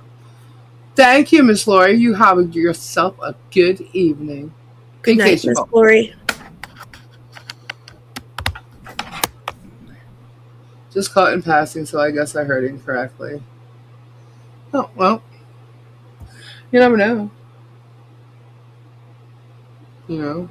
May have thought it was him, but could have been his dad. I don't know. Lisa needs stickers. What do you mean stickers? Like emojis? What do you mean? Or stickers that I would make and I can send you guys? I actually have stickers. They're on the store. I should have stickers. I do have to change the logo though, so don't get them if they're there. Thule stickers, yeah, like bumper stickers. Okay, yeah, no, don't get them if they're there because I do have to change the logo because it's the old faces of me and Kendra, the emoji faces. I do have to update those. So if you want the old school ones, you can get those. I think yes, there's you are, Miss Lori. I know there's magnets up there. Okay, I ain't funny either, so we'll be unfunny together. Lori, you're hilarious, so stop it. No, like physical stuff to put on vehicles and such, you should include them in giveaways. Yeah, that would be cool. I could do that. I could do that. I try to throw some things in. I got a lot of things I could throw in there now. I have other stickers and stuff that I did put aside to put in giveaways, by the way, but they're not Tealy stickers. So what do you think? Bumper stickers or like a small square sticker? A small one. Mm-hmm. Transparent or transparent? Yeah. Well, those are expensive. A lot of people don't put big, gaudy bumper stickers on anything anymore. Yeah, I don't like that either. I remember seeing like brand new cars with bumper stickers. I'm like, why would you do that? Right. Like, I have you're a driving cute around like a $20,000 car and you're putting like these big ass bulky stickers. I'm like, why would you do that? Do it on a window, window decal. I have a cute little puppy paw in one window in the back on the side. Mm-hmm. And then I have one in the corner of the back window, but you don't want to block your vision, so I don't have a lot of things on my car like I used to back in the day. Yeah. I could do the Cricut ones. Those I can make myself. I have them here. But it would be like the white ones. It would be like a specific color. It wouldn't be like a full colored one. We have Gabe has those in the back of his car. He's got one with jewels, like a Pitbull one. And then he's got a skull. He's got a couple of them on the back of his truck. Lisa, not too big, not too small, big enough to see, and it doesn't have to be transparent. Okay, I'll work on it.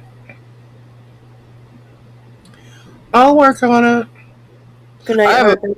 the back of whatever vehicle I was going to put it on the back of my truck, but if I'm not going to be using that truck, I have a big one for the back window. It's a Get Swamped one. It's huge. Huge.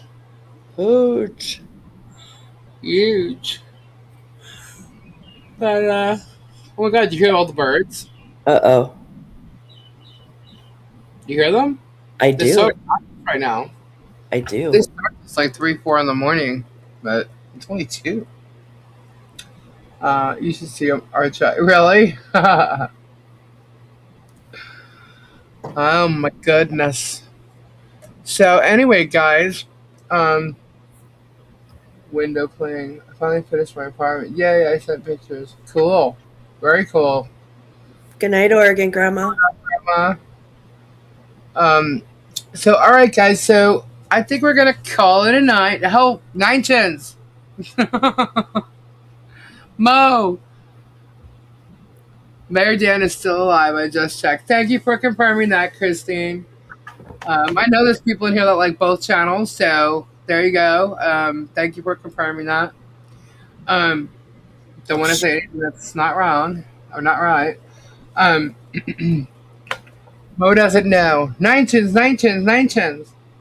Mo, you're the boss. She really is. She really is. Not here. 9 chins, okay, it was a football.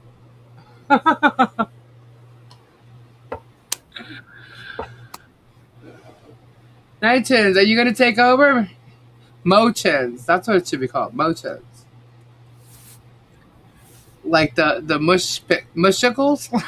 Mushicles. Yeah. That was great. 9 chins is afraid somebody else is going to steal his DNA.